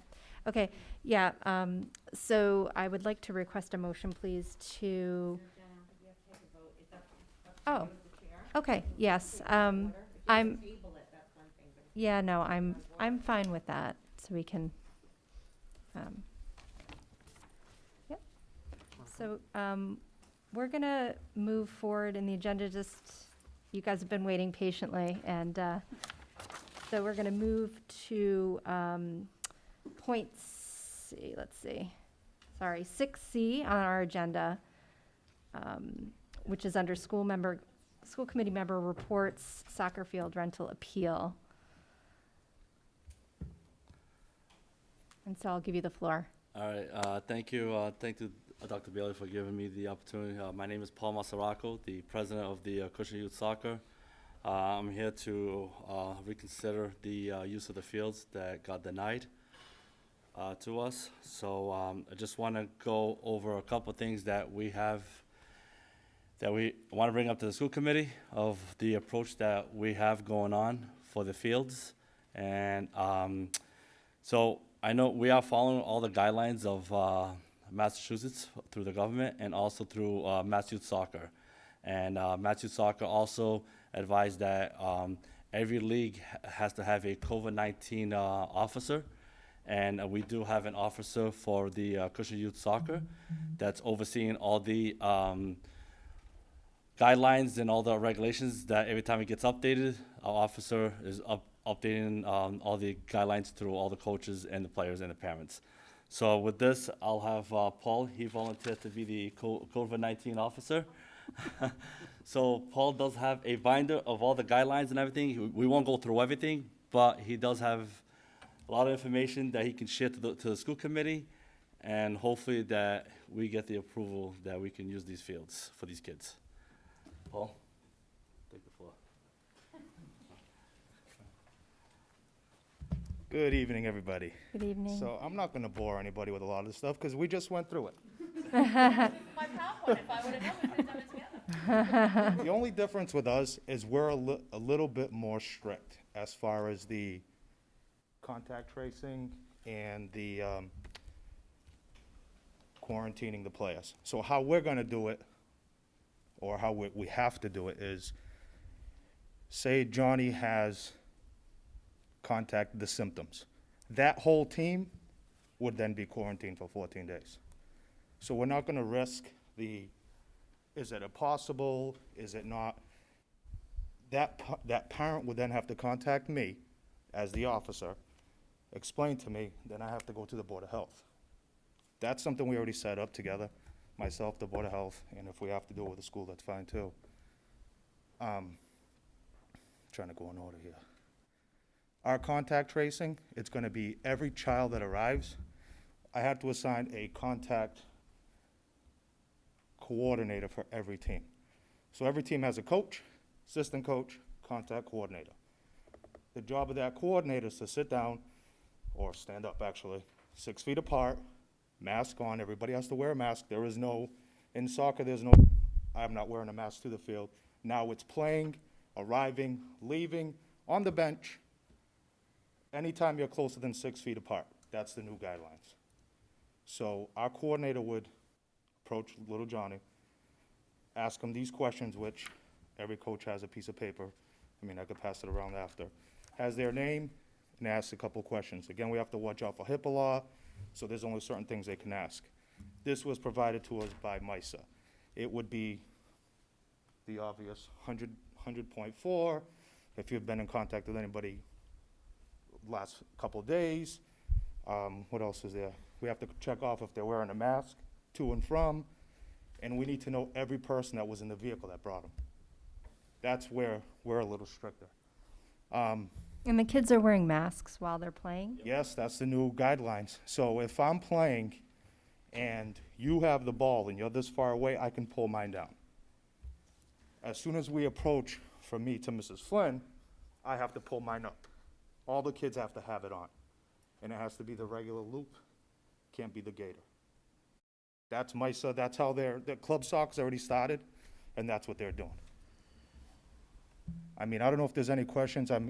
I know that it was denied, and I understand it. I completely get it. I mean, we're just trying to get these kids out there. I have a question. It's unclear to me what, because I read the letter, what was it, Dr. Bailey? I read the letter. I wasn't quite sure exactly what the reason was. I couldn't tell from it. Do you mind just talking on that a little bit? Sure. This was not a decision that was taken lightly. I can tell you that my own daughter played club soccer. So, you know, without emotions getting into this, I do feel for these kids. My own son, his sports has stopped since March. This has been a very difficult situation. So when it came time to discuss allowing our field use, it wasn't just the field use, but it was our gymnasium. We have rentals for gymnasium, et cetera. We tried to look at everything, and we did. We looked at all of the guidelines. I also met with all of the area superintendents regarding the rentals, and I was told by our regional group of superintendents, except for one district, that no one was allowing rentals at this time due to safety reasons. And when I spoke to the business manager in New Bedford, because they, as far as I know, they are allowing rentals, he said they've had a lot of problems. I told him what the situation was, and he said he doesn't know how long it's going to last because they've had a lot of problems with the social distancing. Kids were not following the guidelines. And he said there's been a lot of complaints, a lot of people driving by different fields, taking pictures. I went back to the superintendents again and again. Everybody said, we're going to all of these lengths to make our schools and our classrooms safe. Why would we allow others to come onto our property, our gymnasium, our fields, when many of our own children participate? And now again, going back to the contact tracing, they're now in our classrooms.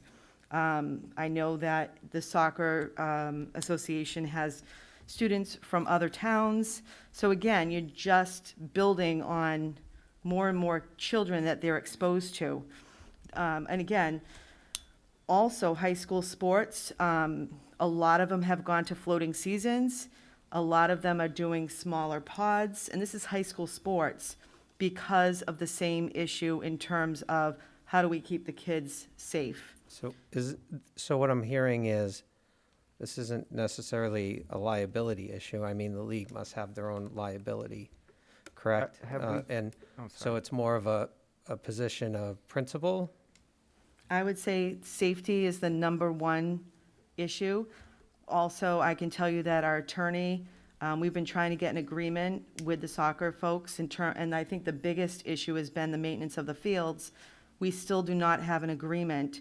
That was just one more reason, but I will say the primary reason for saying no was the COVID, the pandemic situation, and for safety. And I was not the only superintendent in the region to deny rentals. It was all over the place. So, you know, people are not, these are superintendents who have been coaches. You know, we all have children who play sports. This is not something, but we're sitting in a different chair.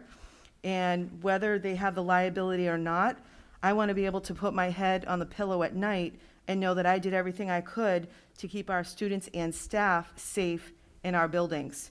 And this is just another way that we're exposing more children and adults to the possibility of the virus.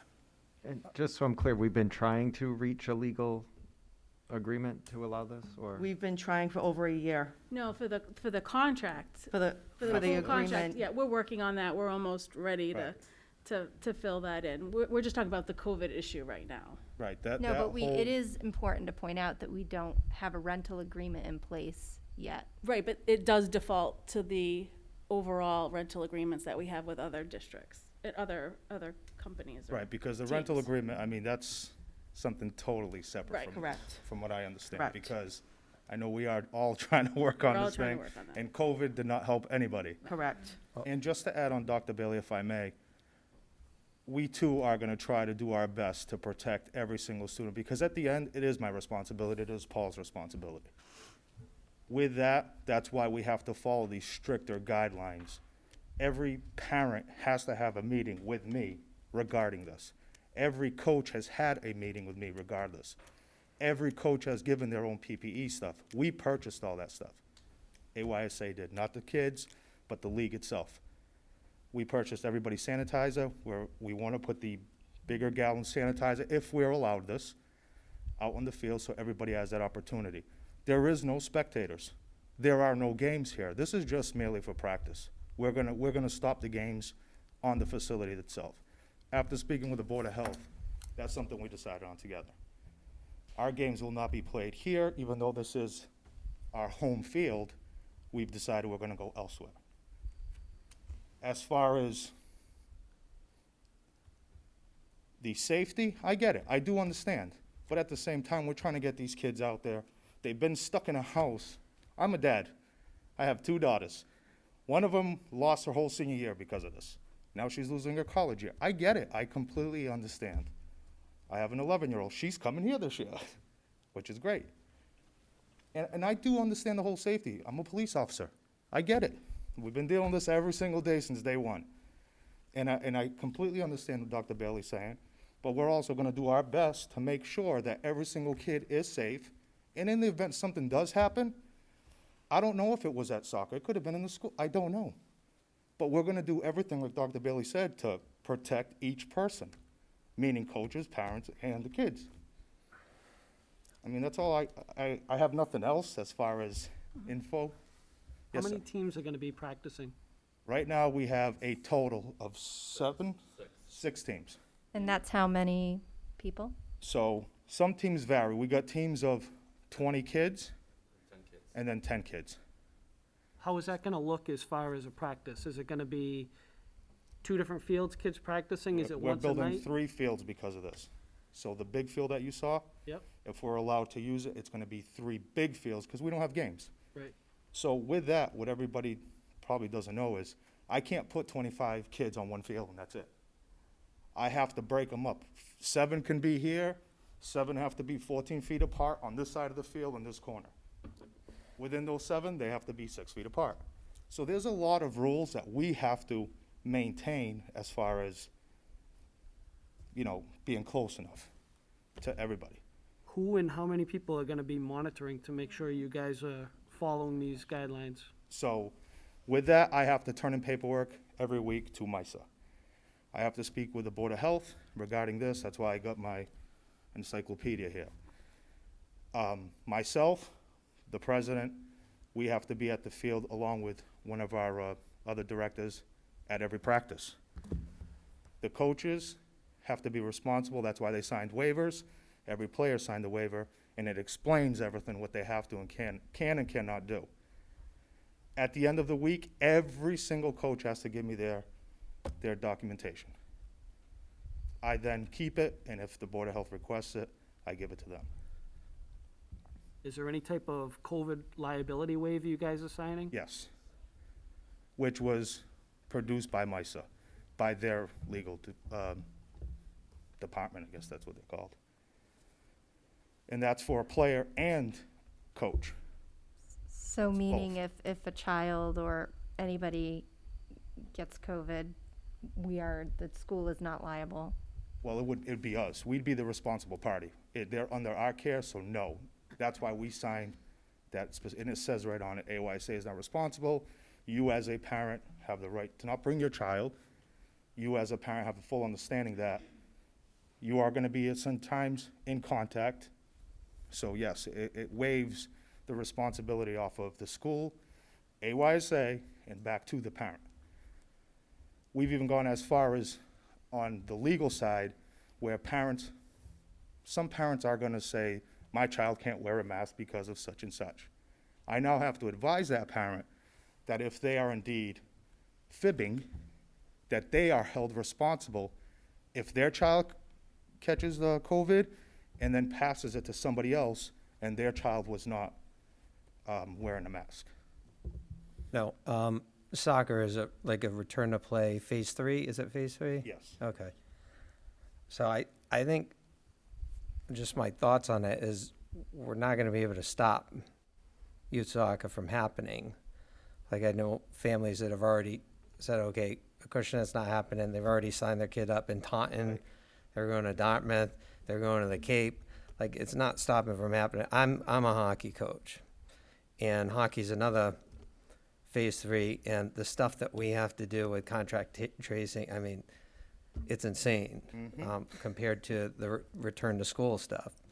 And we had families that were going to New Hampshire every weekend to play, going to Falmouth. Oh, it looks so different in Falmouth or Bridgewater, and Right. like, and we're like, no, just let us open here because we're going to do things right.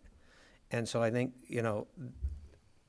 that's kind of my view on it, is by shutting down the fields, we're not going to stop the families of Acushnet. We're not going to stop soccer from happening. It's going to happen elsewhere, Correct. totally out of our control, mixing with other communities that have perhaps higher test rate than we have here, which we're excellent here, right? So that's just my view, is I find that there's a whole subset of families that are just like, they've got to continue with their life here and get their kids involved in something. Is that, No, we're seeing it happen now. Yeah. And unfortunately, because we had to cancel our rec program, which has over 600 kids, that we couldn't control. I will not lie to you and sit here and say, yeah, we'd have full control of that. No, we wouldn't. It was the hardest decision that I've been involved with this organization for 13 years. That was the hardest thing we had to do ever, was cancel a whole entire season. Because it's not just me. It's the little kids that want to play. They don't understand COVID. They don't. And you're right. We're losing a lot of people. We see it. My kids play elsewhere also. It's one of them deals where, yes, we're seeing it happen. And I'm not going to control Sarah from taking her kids somewhere else. So it doesn't change anything. I mean, like I said, we've gone as far as stopping the game so we wouldn't have anybody come to us. But I can't tell you as parents here, you can't take your kids somewhere else and then come to the school. I won't do that. So with this, I mean, we're just trying to give these kids the opportunity. And again, I want to stress, I do understand completely what Dr. Bailey's saying. I really do. I completely get it. But we're just trying to, that's why we minimized everything as far as how many players, how many parents we're going to be allowed. We can only have one chaperone there. We're trying to minimize it so we can allow these kids who, this is all they have, some of them. I mean, that's it. To get out in the field, we're going to do everything possible to make sure everybody's safe, including the school staff. I mean, that's a priority also. And that's everybody's priority, is to make sure everybody's safe. So it's not something we're just saying, oh, we're just going to throw a bunch of kids out there, let them run. No. But at the same time, I could come here with 4 kids, and 2 of them have COVID. And I'm not belonging to the soccer, I'm just playing on the fields. It's just one of them situations where we're going to do our very best to control it. As you can see, I've had some homework. I feel like I'm back in college. And I mean, we're just really hoping that everybody reconsiders and allows us to at least practice or get these kids out there. And I just want to piggyback off of that, Paul. We are going to be really strict with this. If we see any parents or any kids not follow the rules, we will kick them out. I ain't taking, I mean, the tolerance is going to be very low. I mean, I'm going to go out there, and if kids don't follow the rules or coaches, I'm kicking the whole team right out, and they will not practice anymore. Bottom line, I mean, I've told Paul and I've told the director that if I drive by and I see one team that's not following the rules, I will stop and they kick, and they will not practice anymore. They're done.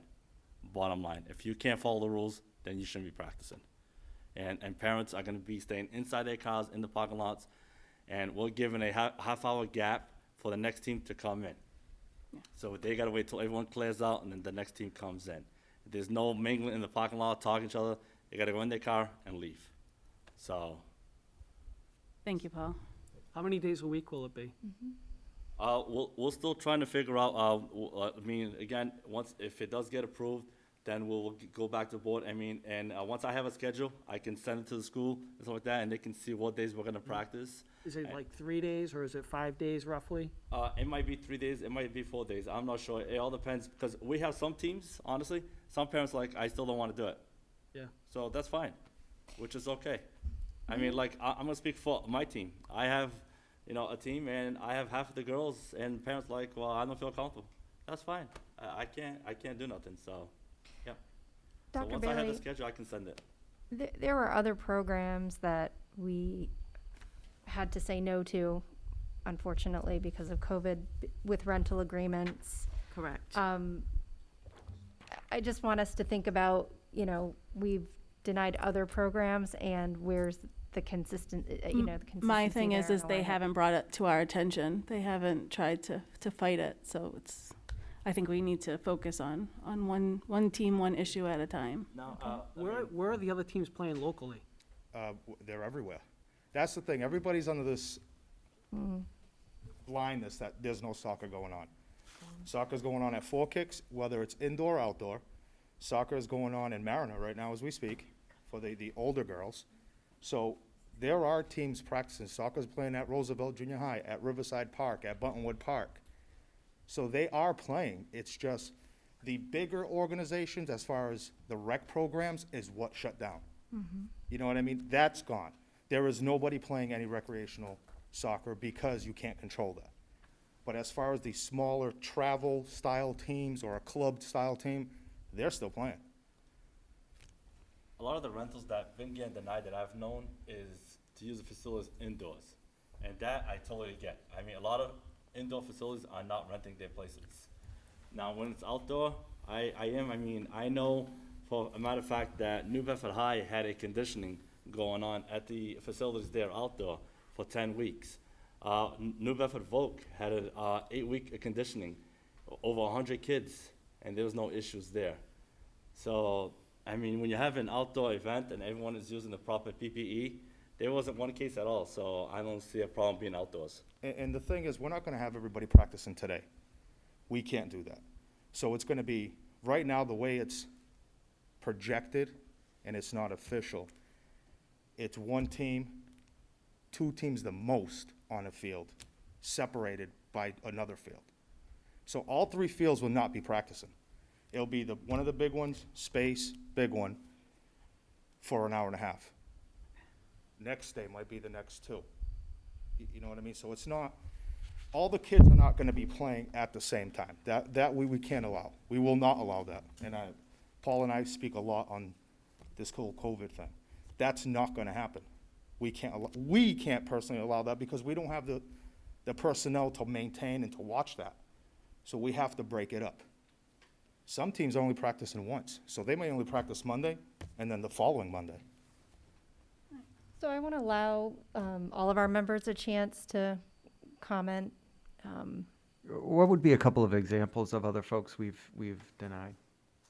Yeah, so I know we have a YWCA program, but if you guys could speak to that you'll have more detail. Sure, the ones that we have notified already are the ones who typically use our facilities, and that would be the YMCA after-school program. So they rent the elementary school after school every day. We've notified them that that's not going to be able to take place this year. We've notified AYAA basketball that we will not be able to have them this year. And again, when we notified them, I notified those groups. I said, please come back to me in November, and then we can see if things have changed. But from now until December 31st, we're saying no rentals. So it would be the AYA. Indoor in Yes. both of those? Right, it's Boy in- Scouts, PTO, cheerleaders who practice here. So it was those groups. And when I met with the superintendent group, I did specify and said, you're not allowing rentals. Is it just the indoors? And there were superintendents from Voc, New Bedford, although I already explained that New Bedford is allowing, but they're having issues. Superintendents from down the Cape. We've all had extensive training on the situation, and nobody felt comfortable allowing this to happen. So, And how does our Board of Health here in Acushnet feel about this decision? I know that you never make decisions in isolation, Right. Dr. Bailey. So who else have you consulted in our not the town? Board of Health on this one. I spoke to the business manager and the other superintendents in the region, which consist of probably, all the way down the Cape, all of this area. And when I brought it up, they looked at me like they couldn't believe I was asking the question about rentals, because I know it's important to our children and our families. This was not a decision that was taken lightly at all. Have you had any specific conversations with legal counsel about this? Legal counsel for the last year has advised us not to rent until we have a signed agreement. That has been the ongoing advice of legal. And legal was in agreement with the decision based on the COVID situation. Are you working with Board of Health on this? Yes. So I spoke to the Board of Health last week. And what's their Last stance Friday. on it? As long as we follow every single thing that's in this binder and all the guidelines that Governor Baker and MISA suggests, he is okay with that. But like he said, once an outbreak happens, like anything else, things can change next week, which I understand. They allowed baseball. He did have his problems there. They had to do their own different action plan. Their issue was different than ours because it was mask-wise. We have to wear a mask. There is no question about wearing a mask. Every player must wear a mask. Every parent must wear a mask. When I explained that to him, he understood. He said, as long as everybody's following these guidelines, and of course the school's okay with playing on the field, that he would support it. I have to give him weekly tracing paperwork and everything else. Yeah. I'm ready to vote. I just want to make sure everyone has a chance to comment. Any other thoughts that want to be stated, shared, questions? No, I just want to say that I completely respect Dr. Bailey's viewpoint, and I absolutely know where she is coming from as the main administrator of this district. But I also believe that parents need to make their own decisions on what they need to do with their children, and if parents are comfortable letting their children play with these guidelines, then who is the government to say that they can't if all the rules are being followed? And that's my personal stance. And that's one thing that we've expressed to our coaches. You cannot force anybody to play. And like I said, I don't want this to be a bickering matter between us. Absolutely, please do not take it that way. That's not what I want. We're just trying to do what's best for the kids as far as an organization. And if they're not playing on our Acushnet field, they're going to find another place. So in my personal mind, we're not making them any safer by not having them here. No, I mean, Again, my personal view. I signed my daughter up to play somewhere else already because I need her to do something. And she's been playing at Four Kicks Outdoor for the last 2 months. And we just went to a tournament in New Hampshire, you know, and the guidelines for soccer, it's crazy. There's no corner kicks. Everything changed for soccer. It's not even soccer. You know, it's more of just being out there and passing the ball, the kids. That's all it is. It's getting the physical activity back again. That's all it is. And I mean, again, here's the attendance sheets. The Board of Health will get one of these every week. Okay, we'll take it to a vote. So, let's see. So I would like to, how does this have to be stated, Kelly? Am I just?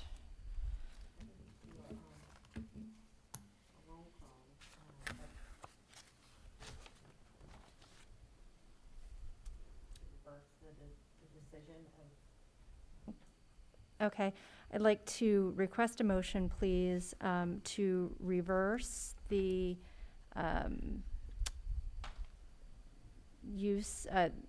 the rental agreement denial for use of the soccer fields. No, I think we need to add that it reverts back to the previous contract, not the current one that we have, correct, Kristen? We need Well, to, we don't have a rental Well, we agreement. never, ever had a contract. not that contract, but to the Correct. rental agreement that we have So policy. there is the school committee use of facilities Yes, policy, that. which is what we followed before we started thinking about doing a separate, Right. individual agreement with Understood. soccer. I think that needs to be part of the motion as well. Okay, I need that repeated. Just, So I think what Sarah was saying is that we need to make it clear that if rental is allowed, that it will remain under the school committee use of facilities agreement policy. And that policy basically says what the fees are to use the fields. That's all it is. It's the fees to use the fields, not to maintain the fields, not to have any special interest in the field, but Correct. it's the privilege of using the field. So a motion to reverse the decision by Dr. Bailey. okay, I would like to request a motion, please, to reverse the decision made by Dr. Bailey denying rental of our soccer fields, with the understanding that if this is reversed, we would go to the current school committee policy rental agreement. Is that correct? I think so, yes. So moved. Second. Okay. Any further discussion? I just want to say that I'm going to be in agreement with you, Dr. Bailey, on this. I understand everyone. So my kids play soccer too, and I'm super disappointed that they're not playing. But I feel like I gotta take legal counsel on this one without having a rental agreement in place. And I just think we're doing so much to keep our kids safe that I think we should be consistent here with all of with our rentals right now. And that doesn't mean soccer can't happen. Maybe we could revisit this in the spring. So I just wanted to share my thoughts on that before we go to vote. So any further discussion? Okay, seeing none, we'll take a roll call vote. Aye. Yes. Yes. Yes. No. Okay. May I just ask a question on this, though? Mhm. As far as going forward, do you want me to still submit any tracing to you guys? Because the whole HIPAA thing, how do you want me to do that if we go forward with this? If I could just make a suggestion, I would say only in the cases where it's positive. You want me to still advise you? I think the communication would be important as Absolutely. we move forward. If there is an outbreak or a situation, to contact either my office, Mrs. Benavides, or Mrs. Flynn. Right, I just want to keep it on the, you know what I mean? Because again, Absolutely. this is for the kids' safety, so I want to make sure that. Everyone's on the same page. Right, I'm Yes. sending to the Board of Health, I want to send some to the school department also, saying, hey, listen, we had a possible positive contact. I'm not going to give you the person's name, of course, but, But if we know that our students who are attending school here, Right. we're Correct. in and contact. that's what we're trying to do. I want to Right. make it Yep. simplified and streamline it. Correct. I mean, if the kid does attend the school, we will say that the child does attend the school, either elementary or middle school. That way, we will notify it everything, yep. Okay, Yep, and then we'll have the parent notify the school. Right, okay. so I just want to make Yep. sure we're on the same, Yeah, on the same absolutely. page, of course. That's a, Thank you. All right, I thank you. appreciate it, thank you. One Okay. thing that we'll need just going forward, guys, is the, we've asked this before, how many students you have, Yep. kids you have, the total number of kids, how many of those are from Acushnet, and Yep. how many are from other towns, I believe you I provided submitted that. that though, right? Just make sure that's updated, because I know you Yes, I put mean, it this hasn't many from changed. Acushnet, and this many is, you said, other communities. Right. And then also the insurance we paperwork. Yeah, we already got it. And then also, whatever your schedule is gonna be, because the fees are based on a, it's whatever category you are, which Right. is based on how many Acushnet kids you have. And also, it's on, per hour or a round figure for for a certain Right. number of hours, so I would need to know. No, the absolutely, exact we're just days waiting and on this times, to see sure. what happened before That we way even we set can figure anything. that out. Okay. Imagine Okay. telling parents we're practicing tomorrow. Well, good luck. Thank you, I All right, thank you, appreciate it. Thank you. Thank you. All right, thank you. We're going to go back in the agenda. We were about to discuss policy when we took a Yes. break. And so in the we'll interest circle of back. time, I can say that this is the first reading for the policies that are listed, harassment, face coverings. There's a separate, listing that I put in based on what we wrote in our student handbooks attached to the MASC policy. There's a policy on COVID-related issues. There's a remote learning new policy. So these are all new policies from MASC, mostly around remote learning. There's a remote learning addendum. And then the last one is immunization of students. And the more recent policy on that is until Governor Baker lifts this order, all children during this pandemic must receive the flu vaccination prior to December 31st. So our nurse is working on some communication for families with that. I guess I would need to know from the policy subcommittee, we have not met.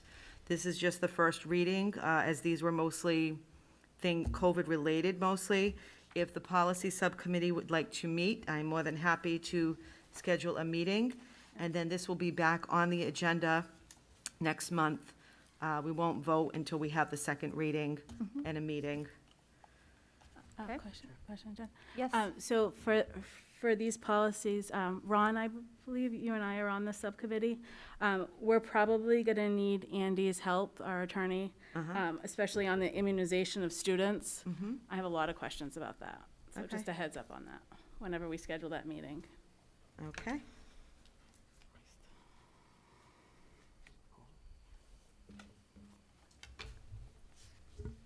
Okay. So what I will do is, Mrs. Gomes, I will call legal and check the availability and Perfect. try to work that around his schedule first, and then I will be in touch with you as to when we can do that subcommittee meeting.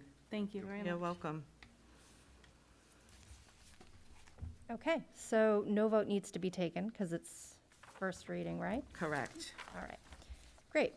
So we're going to move on to the business manager's report. Mrs. Flynn? Okay, thank you. In your packet, you have a few reports for me. These are for our new members. We'll be going through these just about every month, and I'll be giving you some updates, especially on the budget, as we go along in some of our more volatile budget lines like tuition, salaries, transportation. Seeing that we're just a couple months into the fiscal year, there's not too much to update. But this year, unlike other years, we have incurred a lot of costs that have not been obviously anticipated for or budgeted for. So you do have the sheets that I've been giving to the town administrator and updating on some of the costs that we've incurred. And we've been paying for those out of our local budget. So where you may see some deficits or where there may be some deficits already in September, it's because we've purchased a lot of PPE. We've had some we purchased the temperature stations. We purchased, we've had Advanced Air come here and do a lot of repairs on our HVAC systems. We've had different cleaning supplies we've had to purchase, touchless towel dispensers, more faucets and flushometers. So things like that, that we are hoping that we can get reimbursed through the town funds. Just before our meeting, I appeared before the Board of Selectmen to go over some of these costs, and I'm happy to report that they voted to approve sharing $350,000 of the town's CARES funds at this time with us. Now, these have to be specifically allowed, so the town administrator was instructed to send us the guidelines for that of what is and is not allowed for reimbursement. So we'll have to take a look once we get those and compare it closely to what we've already purchased, and then have it for consideration going forward for future purchases. I will say all these things on this first page that you see are all things that we had to purchase over the summer in order to open school safely. So unfortunately, there wasn't a lot of, decision as to whether we can or can't do it. We needed to rent those nice containers you see to store a lot of excess furniture. We needed to have movers come and move the furniture out because our facility staff was very busy doing their regular summer work. So some of these things we're hopeful that they're going to be reimbursed, but we've already expended the money out of our budget.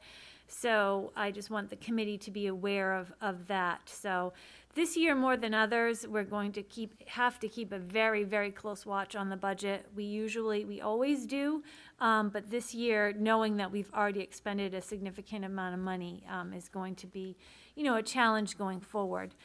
So some things that I talked about at the Board of Selectmen's meeting that, I wanted to let them know, and Dr. Bailey and I met with the town administrator this morning as well, some concerns going forward that I want everybody to be aware of. Like I said to the Board of Selectmen tonight, I certainly don't mean to sound the alarm, but I want everybody to know now in September what the situation is we could be facing. So going through some of these expenditures, or the anticipated ones, we talked about hiring building-based subs, okay? So in February, when we set our budget, that wasn't on the horizon, right? We didn't think that we would need that. So those building-based subs have to be paid for out of somewhere. We have applied for the CARES grant, the CVRF reopening grant through DESE. The school department in Acushnet is going to receive $289,000. So, but all those expenditures have to be made by December 31st. So remember that. That's going to be some of the tricky part here. So we have put in building-based sub costs through December 31st. But what happens after January 1st? How do we continue to fund those salaries? My thought at first was that we could flip that over to the town funds, but in speaking with the town administrator today, their funds have to be expended by December 31st. So some of these things, we've got it covered through December 31st, but after that is where the question remains. Right now, as Dr. Bailey said, we sought to hire 4 building-based subs. We've only been able to hire 1 so far. But again, if that one person stays all year, we can really only charge that person's salary to the grant through December 30th. So even though we haven't maybe hired all 4, that doesn't help us. Same thing with additional custodians. We need to hire some additional custodians to support our custodians during the day. We need to do a lot more cleaning and disinfecting throughout the day. The kids and the staff come in, somebody needs to go around to all the touch points, the doors, the sinks, the faucets, anywhere that someone may have touched, the hand railings, and do some quick disinfecting. We're going to have to get in and out of our bathrooms a lot more frequently throughout the day. So we know to accomplish that, we only have 1 full-time custodian on during the day, and we also know our guys at night, which we have 2 in each building, are going to need some support too. So the thought was to hire 2 more custodians that could maybe not mimic each shift, but bridge across the shift. So instead of doing 7 to 3, 2 to 10, maybe we do a 10 to 6 or a 9 to 5, so that that person is here for the bulk of the day when our students and staff are, but also could be assisting with the deeper cleaning at night. So again, we put that through our reopening grant, but again, same problem, December 30th, that it's good till. So come January 1st, we have to be aware of that. So those are the pitfalls of this. Other things that have arisen, bus cleaning and disinfecting. We run 3 tiers, high school, middle, elementary. So as soon as those high school kiddos get off the bus, we need someone to clean and disinfect the bus before we pick up for middle school. Same thing for elementary school, and then we repeat it for the afternoon. Each bus, probably to properly disinfect, would be about 5 minutes. Per bus, there's 11 buses, that's 55 minutes. We don't have that much time in between, so when the bus comes back from high school, there's only a certain amount of time before it has to go back out to pick up Ford. Even less time when it comes back to Ford and goes back out for the elementary school. So we don't have the staff here to do it, even if we were to hire more custodians. We had thought about repurposing some staff, but the way some cafeteria staff, but right now that's not going to be possible. With the advent of universal free lunch, our CAF staff will be utilized in full for their primary job. So we have looked at other ways to accomplish this. The bus company has offered at a cost to have their drivers disinfect and clean the buses at $60 per bus per day. And that's to do it between 6 and 8 times. 6 times would be between each run, and then the extra ones are with, if there's a transfer at the high school level where we have kids exiting and more kids getting on to go to their final destination. So to do that, it would be estimated to cost for the entire year $112,000 to do all 11 buses 6 to 8 times per day. That's a lot of money. It's something that I think we need to do. We don't have another way of doing it. And again, same thing, that's an eligible cost for our reopening grant and also for the town, but only through December 31st. So now we're back at that. We like to say as many times as we solve a problem, we've now created, 10 more.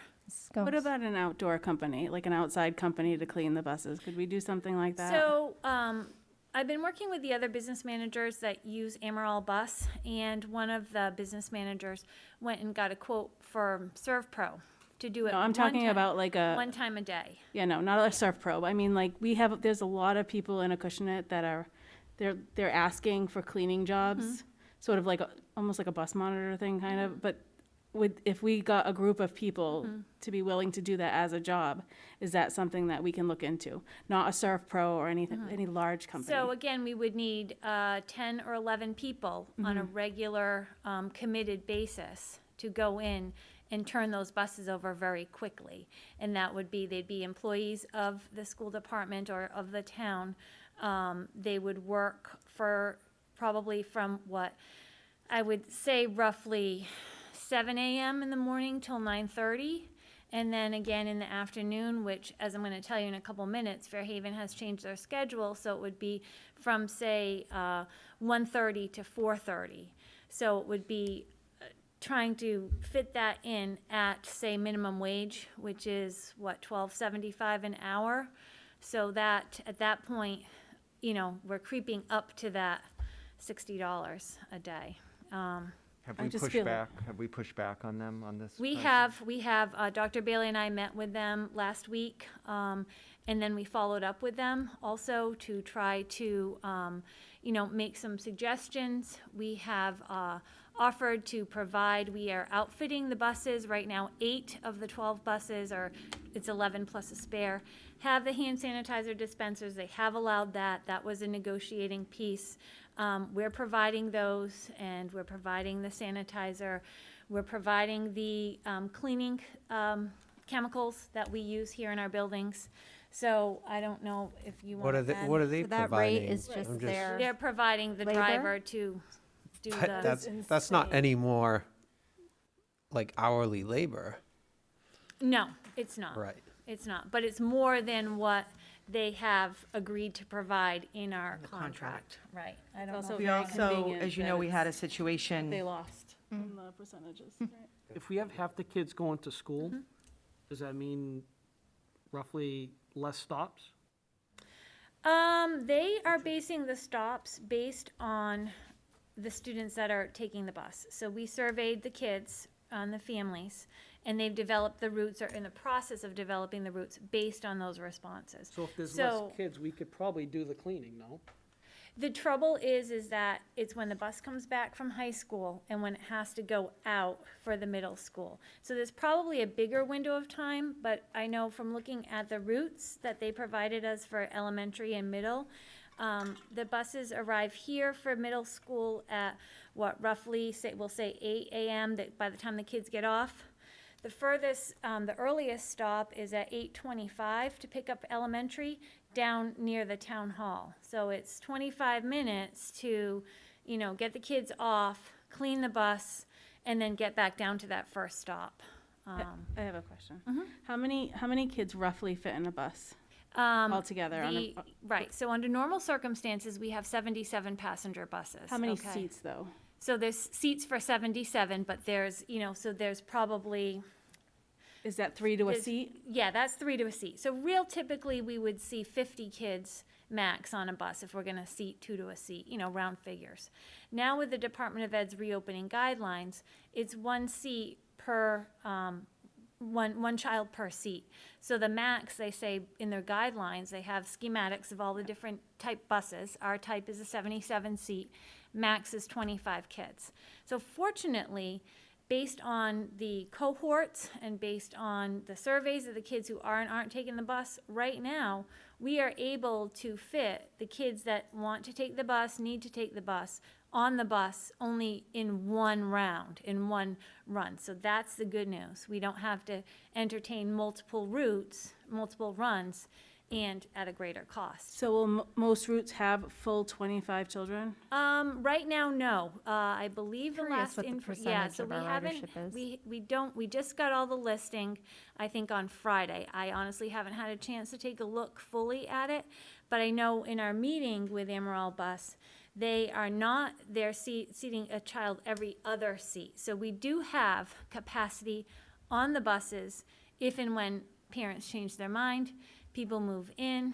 We do have some capacity to put more kids on the bus right now. They didn't want to go into it with a full load, so that if someone, all of a sudden, circumstances change, we need to be able to provide that kid a seat on the bus. So just thinking outside the box here, let's say we do it like what a restaurant does right now, where they have all the tables out there and they put a red sign where somebody just left and it hasn't been cleaned yet.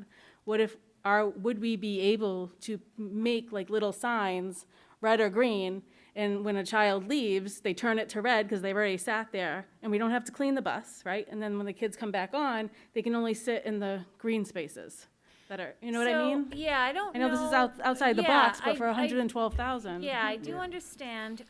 The kids will have assigned seats, and I don't know that, you know, the problem is that we've got high school kids, and then we have a different group of kids coming on, Right. and a different group of kids coming on. So we may, you know, some seats may not be taken, some seats may be taken. The idea, though, is to assign seats, which, in speaking with the bus company, we will make those assignments, or they will make those assignments, probably after the first week of school, once we see exactly who is and who isn't on the bus, because you could have signed up for the bus and then decided not to take it.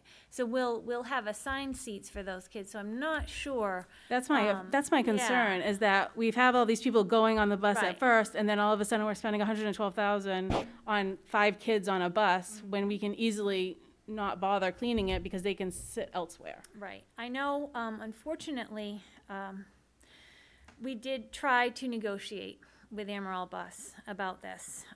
You don't have to negotiate if we don't need the cleaning, is what I'm saying. Can we figure this out Well, without needing the If we cleaning? want to So- not clean the buses, then we don't. Until the end of the shift, where don't they clean anyways, or no? They Not would do, disinfect. no, not disinfect. So they would do sweeping, they would pick up like trash on the seats, but they're not going through and wiping down the seats every Well, day. most of these companies are using those electrostatic sprayers and just spraying it. They're not wiping it. Right, so that's what our thought was, is if we could use our folks to get on board to use the electrostatic sprayers. We do have 2 right now. I've had 2 more on order since May. They haven't come in. So those, I talked to our supplier. We decided to go with a different one that he said he could get in stock rather quickly. So I've ordered 4 more of those. Right now we have 2, 1 in each building. The issue is capacity of staff to be able to do it, and our ability to have them do it. 112,000, we can hire somebody. And that's what I'm saying. Like, if we had two people or one person that's willing to do at the end of a bus run, like in the morning and then in the afternoon, Yeah. an hour each, 2 hours a day. I mean, I don't see how 112, I mean, there's gotta be a way here if we just think about it a little bit. Yes, Even if we possibly. use another custodian just for that or something. That was our original Overtime or thought, something? was to hopefully use our additional custodian to go on board that bus. The problem is upon, you know, further thought, again, if you have, I haven't seen the bus list for the high school yet, they're still developing those. But if you've got 10 buses coming back at, I don't know, 7:10 or 7:15 from the high school, and those buses have to turn around, they might have a couple minutes time to go back out to pick up the Ford kids. Well, that's what I'm then saying, that's is the time. just do 2, having rounds that don't need cleaning. That's the only way you're gonna do it. Well, that's the question is, do we not want to clean between Right. every single run? That's the issue. If I kids mean, are on yeah. plain, clean seats, you know, like you do at a restaurant, you don't sit at the red table, you sit at the green one where it's clean. I mean, I think I that's a don't- lot to yeah. ask bus drivers to monitor Logistics what would be- seat they're gonna be sitting They're gonna in. be assigned seats anyway, so they have to Right, monitor but it. there may be seats that kids are sitting in on the high school that kids in Ford aren't sitting in, or kids in, or vice versa, or the elementary. So, you know, $112,000. Do we have, how are the districts dealing with this? Do we Yeah. know? Are they paying the bus company? to do so, I know some other districts are hoping to use their staff that they have, if they have some extra capacity with their paras, for example. I know one district that they don't have it set in stone yet, but that's what they're hoping to do. You know, other districts are either going to pay the bus company to do that, or maybe they're not going to clean and disinfect between runs. I don't know. And I want to say, you know, one offer that we did put out on the table, based on the situation, we're in litigation right now. We still owe them money. We have the money ready to go. We wanted to give them that money. They want us to sign an agreement that they can still come after more money, and we said absolutely not. So we're holding on to the money until that's worked out with legal. But I said to them, we don't want to end up in the situation this current school year that we were in last school year. March came and school was closed. They didn't they didn't utilize the fuel, the maintenance. So we all agreed that we shouldn't pay the full amount. So what I said to them was, you know, you're proposing $60 a day per bus, which is a lot of money. I said, you're not starting the school year technically until October 5th. You're not doing the runs every Wednesday. During the orientation weeks, we've asked families to drive the students here to school. So, you know, there's got to be some give and take. And, you know, I said, we're really trying to work with you. And I said, I can't sit here and make any promises to you. This would have to be up to the school committee. But I want to know if you're at least willing to have that conversation with us. And I said, you know, we're going to counter, how about $30 a day per bus to get that disinfecting done? And I said, you know, maybe I can talk to the committee about that we'll pay full price this year with $30 a day up until the end of the year. We'll revisit it. And I said, listen, we may have to pivot and go remote. Then that's a lot of days. They didn't want to discuss any of that. So we put a lot of options on the table to try to work something out, because we know this is a need to disinfect these buses for our students. We have tried endlessly to get our staff. We just don't have the staff like we wanted to at this point. We've put options out there they do not want to discuss. So what if we put it to parents and let them know this, that listen, we just cannot afford to pay for the cleaning of the buses. If you'd like to have your child on the bus, then so be it.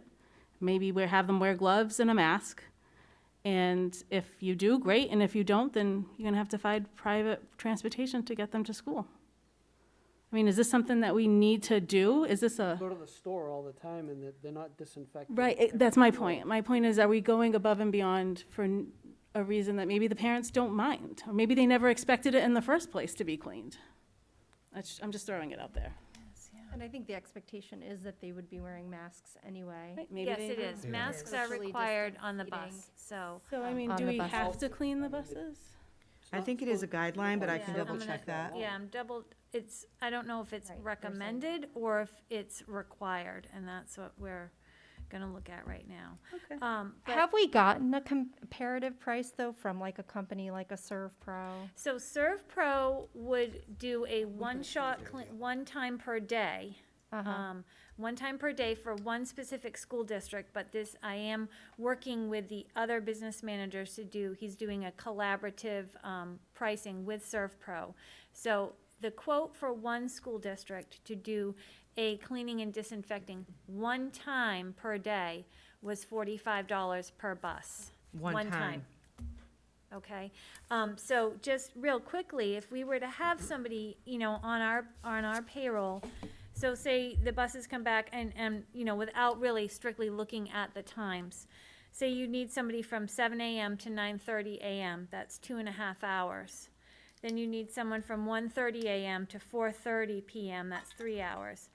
So that's 5.5 hours a day at, say $12.75, I think it is, $75 a day for one person to go around like a madman on all 10 buses and do the cleaning and disinfecting in that short amount of time. So, that's when we first thought that was the answer. Then we said, wait a minute, we've got all these buses coming in. We have a short amount of time before they have to get sent back out to accomplish it.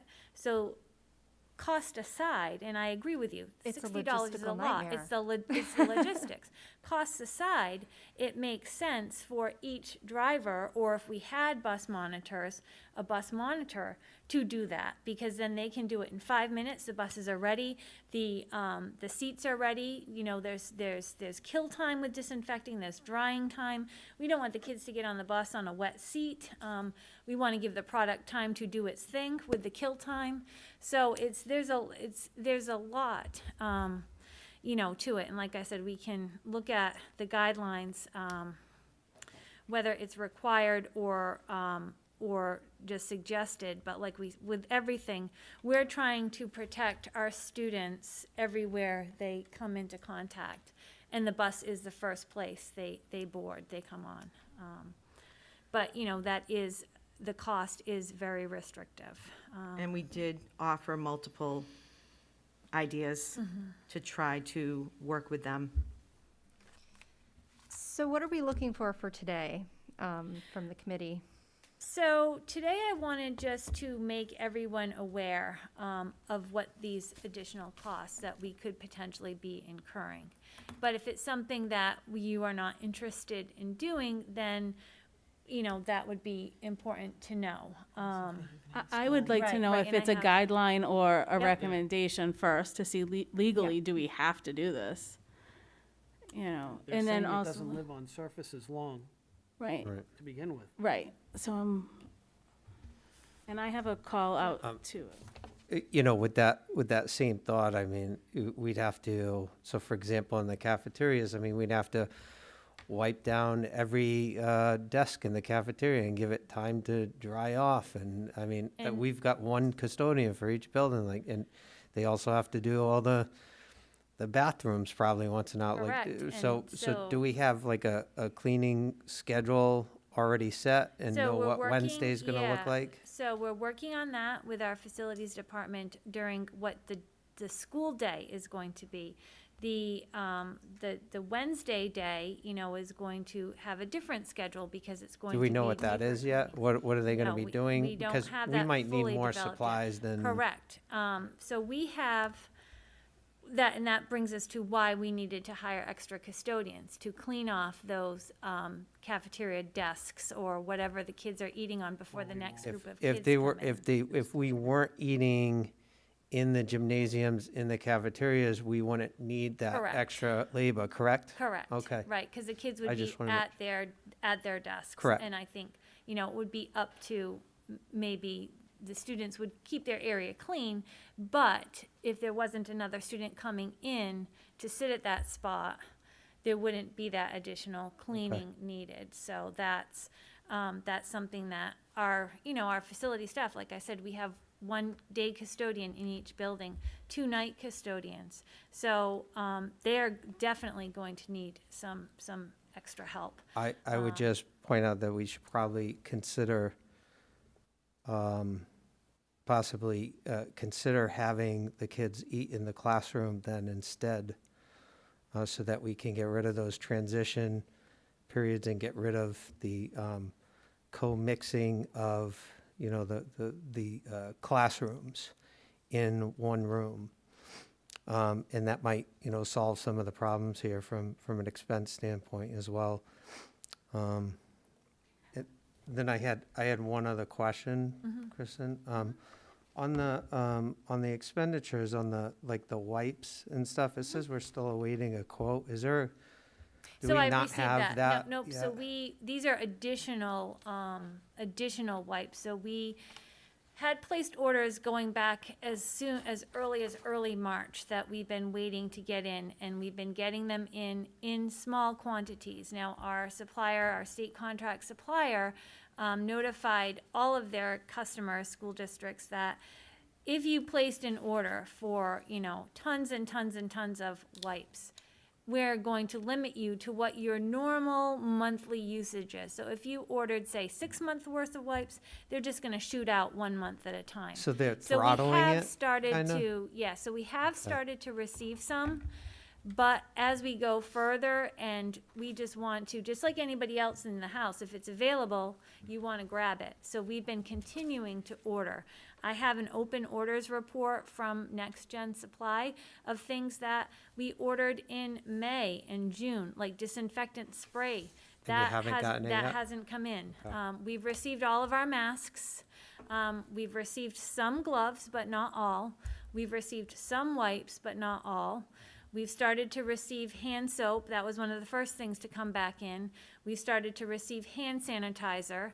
We're looking for more wall-mounted dispensers, even though we've done, fortunately, over the years, we had already had those installed. So we were in a better situation than most schools for that. We've also ordered some of the standing sanitizer dispensers, so we can have additional ones at the entrances as kids come in, because that is one thing, they either have to sanitize their hands or wash their hands, so some classrooms have sinks, some do not. So we are trying, as best we can to get these products that are in, limited supply, even for, big school departments. And in terms of school departments, we're not a big customer, so we don't get a lot of priority.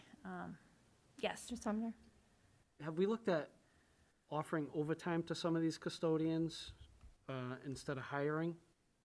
The problem is it's during the school day, right? So we've got one guy on during the school day, so we'd have to bring the night guys down at 10, 11, 12, but we still need them on at night. So, that could be a consideration, but it would really, ultimately, for planning purposes and for, security purposes, to have an additional person on is optimal. Like I said, they're going to be cleaning the bathrooms maybe 3 times a day. They're going to be going around to all the touch surfaces. We anticipate that even our day custodian is going to get a lot more radio calls for, I need more wipes, I need more this, I need more that, or we're out of this, we're out of that. So they're going to be pretty busy. So, and again, like a lot of things that we've seen, we're all like learning as we go about this, right? We don't have anything to look back to say this is what you do. So as we get into school and open school and see what our needs actually are, we're just planning, I think, in some cases, as best we can for the worst. We want to make sure, everybody wants to make sure that the buildings are clean, that the buildings are safe, that, we have the supplies we need. So if that means like overestimating that now, that's what we're doing. But maybe we can pull back. Maybe this isn't a year-long thing. There's so many questions that we don't know. And like I said, in between this, I've been trying to find the guidance on my phone. I have it at my desk. I didn't bring it up here with me on whether its cleaning is necessary between runs. But, I think if we want to be 100%, well, nobody can be 100%, right? But if we're cleaning our tables in the cafeteria or, cleaning our handrails as much as possible, that extends to the buses. But it is, cost prohibitive, I agree. But like I said, my point tonight is to bring these, costs to your attention so that you're aware of how this impacts the budget and can make a decision. The other thing that I did want to mention that I talked with that Board of Selectmen is Fairhaven High School is dismissing the majority of their students now at 1 o'clock, okay? They used to dismiss them at 2. It seems like they're dismissing the majority of students at 1 and some students at 2. So when we went out to bid for our bus 3 years ago or 2.5 years ago, we give them a schedule. This is what the times are for the morning, high school, middle, elementary. This is what the times are for the afternoon. So that's what they build their price per bus per day on, because that's what we pay. It's a price per bus per day. So they take the cost. That's based on a driver working from, say, 7 to 9:30, and then from 1:30 to 4:30. Well, now Fairhaven is dismissing at 1, so they've got to call that driver in an extra hour early. But the elementary dismissal is still the same time, so it's adding an extra hour to that driver's day. So for that, there's a cost because that wasn't specified in the bid 3 years ago, because 3 years ago, dismissal was 2 o'clock. Now it's 1 o'clock. Yes, Sarah? I did receive an email from Fairhaven High, because Emma's in Fairhaven now, and it said that there's 2 dismissals. Well, so is the 2 o'clock one for the Acushnet kids? Is that why there's? Nobody explained what the 1 and 2 was. So all we know right now is the That now they majority of want the 2 kids- buses at Right. dismissal, 1:30 and 2:07, something like that. I think 103 and 103, 207, yeah. or 107 and either way, it's like right around 1 o'clock, where they said, okay, Acushnet, you've got 5 buses coming out of Fairhaven High. We need 4 of those 5 buses to come here at 1 o'clock and 1 bus to come at 2 o'clock. Now, the problem is that those buses that come out of Fairhaven High are set to shoot out to wherever across the town of Acushnet. So if at that, say we have all the kids most likely at 1 o'clock, right? So that's gonna add an hour to the driver's day, which is going to be charged to us, per the information that we got per our contract, when it's for, they use the field trip or the, athletic rate, $48 per hour, per bus per day. Then we have another bus coming out at 2 o'clock. But now that bus, now keep this in mind, might have students that live way down on South Main Street, the 2 o'clock bus, way up on Nestles Lane, down on Gammons Road, Mendel Road, Nye Lane. That bus has to leave Fairhaven High, cover the whole town, Understood. and be back here at Ford. So it's, Can we make a deal with the principal of Fairhaven High and just have the students that go on the bus from Acushnet go into the, I don't know, library for the 50 minutes, and then all come home at 2 o'clock? And for the parents that don't want their children to wait an hour, then you go pick them up. So Fairhaven said no. They said no. Yep, they said kids can't be waiting here for an hour. I know there's a cost associated with this, but I just recently found out about this. And they do not want students waiting for an hour for that bus, because originally Amaral said to them, we're going to keep with our regular dismissal time and go at the 2 o'clock time. And that's when I received a phone call from Fairhaven, and they said, we can't have kids waiting. So this is a cost to Acushnet. So Apparently. just, so that we can understand that Fairhaven, when they were determining their schedule, which impacts children from our district, we were not consulted in that? Not in the decision, no. Because we pay tuition, we're not regionalized, so we really don't have a say. Just like when New Bedford changed their schedule, right? We had the same problem when New Bedford changed their schedule. right, when New Bedford changed their schedule, we had to add on Yeah. another bus just to service the afternoon run, because it was running concurrently with Right. Ford Middle School. So the timing is, like you said, Jen, the logistics and the timing is what's really tricky in all of this. It's probably an additional cost of between $29,000 and $32,000 for this additional run that we didn't plan for. Can you remind me, how long have we used Amaral? I've been here for 15 years, and we've used Amaral. They've been the most often.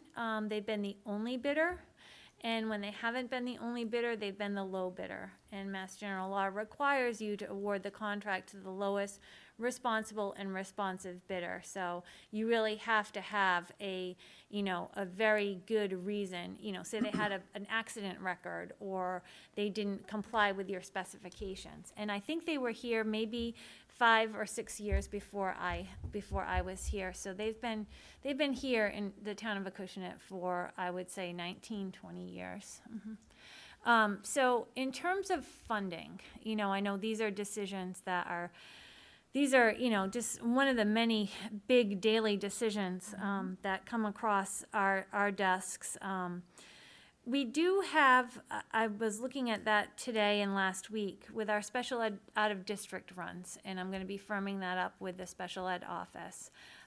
There are some runs that we're not doing. We're not providing transportation to preschool students. We didn't have summer transportation for our summer programs. So we will have some savings in special ed transportation as long as the students remain the same. If we have a new out-of-district student, well, then that will impact it. So there is some transportation savings that I can tell you as of September 8th.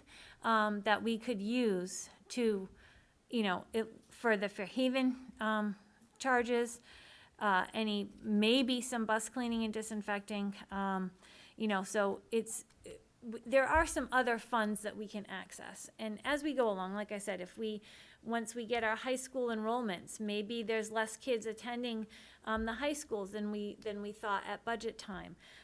Maybe there's less out-of-district kids. There's already at least one student that's moved out and another student that's coming back into our building. So that's 2 out-of-district placements that as of February and March, we had budgeted for them to be out-of-district, that we're not gonna be responsible for them. So there is some, surpluses in other areas. But it's early in the year, and if you're the person in my seat that's responsible to make sure that come June 30th, we have enough money to pay our bills, I'm going to be very miserly in September to offer those funds out, but I want you to be aware of those because that's gonna be, a decision also. I think my personal concern is, I know we can probably find the money to make this happen, as good as you are with all the books, but do we really want to? Right, Like, is it the best use of our Is resources? it the best use of our funds? Yeah, I want to be sensitive to just saying, if it's not a requirement, we're not going to do it, because I'm not sure that's the right thing either, but I think we've got to exhaust some other options to try to figure out maybe a more cost-effective way. Agreed. Are you talking about the disinfecting or Yeah, about the high school extra run? I'm talking about both, Yeah. me personally. Yeah. The disinfecting is where I was going with Okay. that, but, Yeah. yeah. I I agree just with wanted you to clarify. there, for sure. Yeah. I think we need a little bit more information on that. Kristen, But the extra bus run, it seems like there's, I don't know if we can try to have a conversation with their schools committee, like a joint school committee meeting, where we can try to negotiate some kind of common ground or consensus around how we can deal with this in a way that fiscally it's manageable for both of our districts. Craig? Kristen, what are we at right now roughly for COVID-related expenses? I know you talked about we got 350,000, but it Yep. sounds like we're spending a lot of money as well. Yeah, so if you look at this sheet, and it's been updated a little bit since I submitted it for the packet. You can see on the first page, FY21 expenditures made as of September 3rd, 102,000. That's okay? as of right now? As of right now. Presuming, these are all the expenditures that we made. We're hoping to get reimbursement now. In the call with the town administrator today, some of it may be eligible for their CARES funds. Some of it may be eligible for FEMA funds. FEMA funds are not 100% reimbursable. So there's just so many questions out there. But I can tell you that these are things we had to do, and then to move on to the next thing. Right, but what's in the pipeline? So in the pipeline would be the second page, expenditures for potential reimbursement. And some of those, you'll see TBD, that's awaiting the quote. I got the quote for that today. That was about $1,300. So in the most up-to-date, that moved to this page, okay? How do we know how much more we're gonna spend on electric or oil running our systems continuously? On September 8th, I don't have any, I couldn't even begin to guess. But I'm just putting that in there. Yeah, that's going to be probably an increased cost. Additional custodians that we would need. The Remote Learning Academy, we haven't even talked about that yet. For our students to attend, right now, the first semester, it's $133,000. We have that written into our CARES grant. That's just the first semester? For the first semester, yes. It's, I think, Was that, did we talk about that, and we were expecting it to be about 1,000 per student? Is it higher than that? so I think it's roughly 1,200. I'm trying to, we sent the PO out last week, but there's right around 100 students, I think, Dr. Bailey? A little bit more. Yeah, a little bit more. So that cost there, that $133,350, That was what we sent the PO out based on the numbers of enrolled that we had as of, I want to say August 31st. So there has been a few changes since then, I think. And that's the students, just to be clear, they don't get anything other than access, correct? I'm not sure. That's, and this is the company that won't call us back or something? Correct. Okay. And we also, as a district, provided the Chromebooks. So that, yeah, it's everything, nothing is ideal, nothing. So that's 133,000 for just half of the year. We have that written into our reopening grant, so we've got from September to December covered. But again, go back to my first question, or the first thing, remember, these grants end December 30th. So what do we do second semester? So, you know, in my position, you know, I have to make sure that we come to June 30th with a 0 or a positive, not a negative. And so my point tonight is to inform you that, you know, we have a lot of things right now that we know that's going to make it real hard to get to that 0 or that positive. You know, I just want to keep everybody informed as best we can. And there's no, excuse me, Kristen, but there is a possibility, a very, very good chance that if COVID is continued after the fact and we're still in this pandemic, that they will extend that date for usage of the money. Is that hypothetically possible? The grant right now is specific to December 30th. And there's no extensions. So, but then there's only 289,000. So if we're using 133 for the TECA, so now we've got only a little bit left. We've already used it maybe to pay some custodians or building-based subs. So even if they do extend it, we would have blown through it. Okay. What we don't know is what I haven't seen in talking to other business managers. We haven't seen any like, hey, there might be another round, another injection of cash come. We don't know that yet, so we only know what we have to deal with. You know, I can tell you we spent money working on our HVAC system. That's on the first page, making sure all the replacing motors, belts, pulleys, extensive work done in both buildings. If we were to, we've purchased air purifiers, I know I had put in there, if we were gonna do it at the time for every room, right now we're focusing on any rooms that don't have a window. So we've gone out and purchased all those that we need. If the decision is made to outfit every room, then we would need more money. So the things on the second page are kind of like unknowns right now, but some of them are more known than others. You know, we know that, we will be charged from the bus company. They notified us this. They're putting stickers on the buses to tell the kids where the seat is. So if you're in seat number 2, there's going to be a sticker above the window before the roof, you know, the ceiling curves. They said that that's $1,100 to outfit the buses. Now again, these were not thought of in the bid, right? So every little thing that wasn't in the bid specs is going to be an additional cost, especially in light of the disagreement, for lack of a better word, that we're having with them over what they think that we owe them for last year and what we're willing to pay for last year. So that hasn't really helped the situation along either. So, Kristen, I'm just curious what our ridership was before pandemic and what it has dropped to now. Do you have those numbers? Or at so least not readily available. I'd have to go back and look. But I do know when I looked at, you know, some buses last year, I asked Mr. Johnson to give me his bus list over the summer so I could kind of get an idea. Some buses had 40 kids on them, 40 to 50 kids.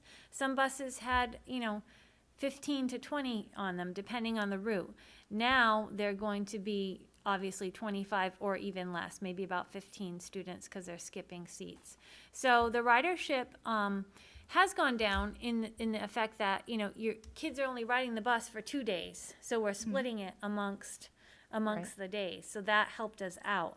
There's no way if we had gone back to school, everybody every single day, that we could have gotten the kids on the buses under the guidelines, which again, the guidelines are 3 feet of distance, which is roughly in between the 2 seats is slightly less than 3 feet, so that's why the guidelines say we want you to zigzag the kids on the bus so that there is not somebody right behind you, because there's not that 3 feet. It's, one of our school lunch director said with some of the regulations, it's like you're halfway through a jigsaw puzzle or even more, and then someone just comes and wipes it off the table, throws all the pieces up, and then you're back in a bigger, problem than what you had.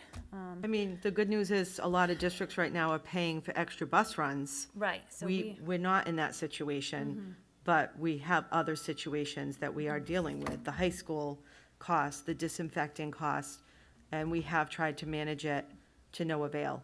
So my suggestion would be we have a budget subcommittee meeting next week, that we really try to firm up some decisions. But I guess my question to the committee, to Madam Chair, is you suggested reaching out to Fairhaven. Would you like me to formally communicate that wish through an email to the superintendent, that that is the wish of the committee? I can do that sooner rather than later, so that it can be done tomorrow.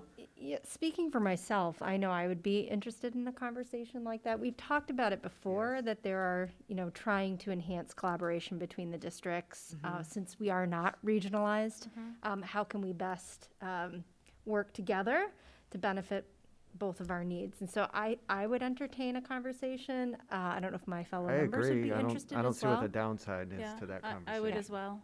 Okay, so yeah, Okay. that would be great. So Dr. I will Bailey, do if you that could set tomorrow. up. Thank you. Great. Okay. So the budget subcommittee meeting will be scheduled as well. I think we're already working on that. I think we Yep. have a schedule. Yeah. Okay. Yep. All right. Thank you for the heads up and the update on that, Oh, you're welcome. Mrs. Flynn. Okay. I Little do have, toy? Yep, little toy. So, some good news tonight. Some good news. Yay.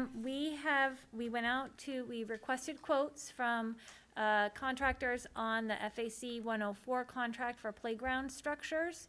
And the state contract allows you to forego some of the bidding requirements if you use a state contract vendor.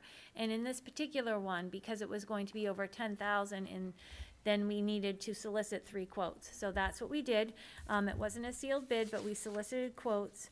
We received quotes from, I believe, let me see if I can go back to my notes here, from about 6 or so vendors, and we were able to, So quotes were received from 6 vendors, ranging from 97,000 to almost 200,000, so wide range.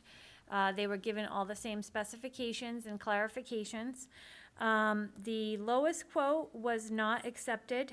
They could not comply with some of our specifications. So, when I talked about the bus contract, you can disregard it if it's not responsive or not responsible. In this case, we said very clearly in our specifications that the playground needed to support 125 students at any one time. Their structure was only going to support 110. So that was a big issue right there. They didn't comply with the specifications. And there were some other concerns as well. So after going through it very carefully and speaking with that first lowest bidder, making sure that they couldn't comply with what we wanted, we awarded the contract to the next lowest bidder, which is Childscapes, for $99,386. So we've put in the order. Mrs. Gomes has communicated the colors, and they've advised us that it's about 5 weeks, I think, to get the equipment in, and then installation will start. So that's where we're at. How with long that. will the installation take? About 2 weeks, if Yeah. weather permitting. So Well, the that's site really is, exciting. so Thanks that for is your good work on that. news. And then I also, and I've talked about it throughout the course of the night, some of the things that went into the transportation decision with the guidance. So I won't go through those again, because we've talked about a lot of those things.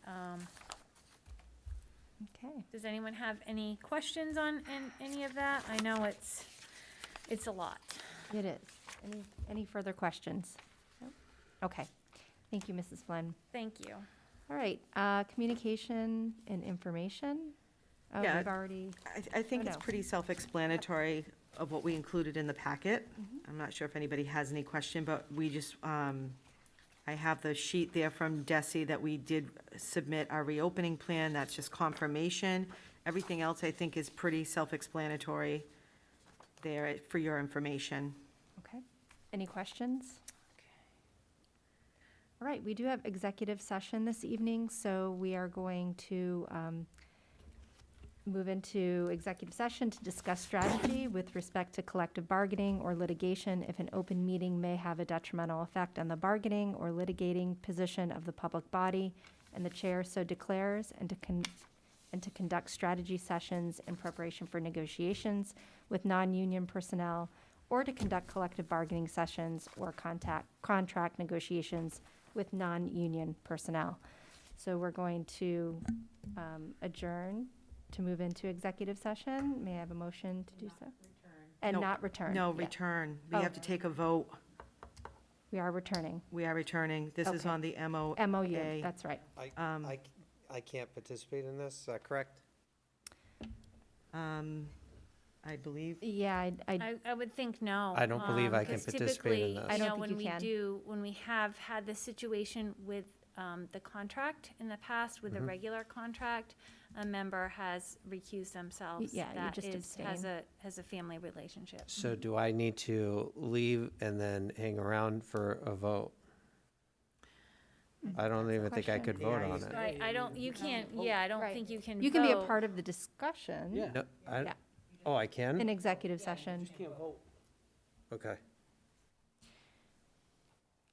Okay, so with that, we are going to adjourn to move into executive session and then return back to open session to conduct the vote. May I make a motion to, or may I request a motion, please, to move into executive session? So moved. Second. Okay, all those in favor, or do we need a roll call, Kelly?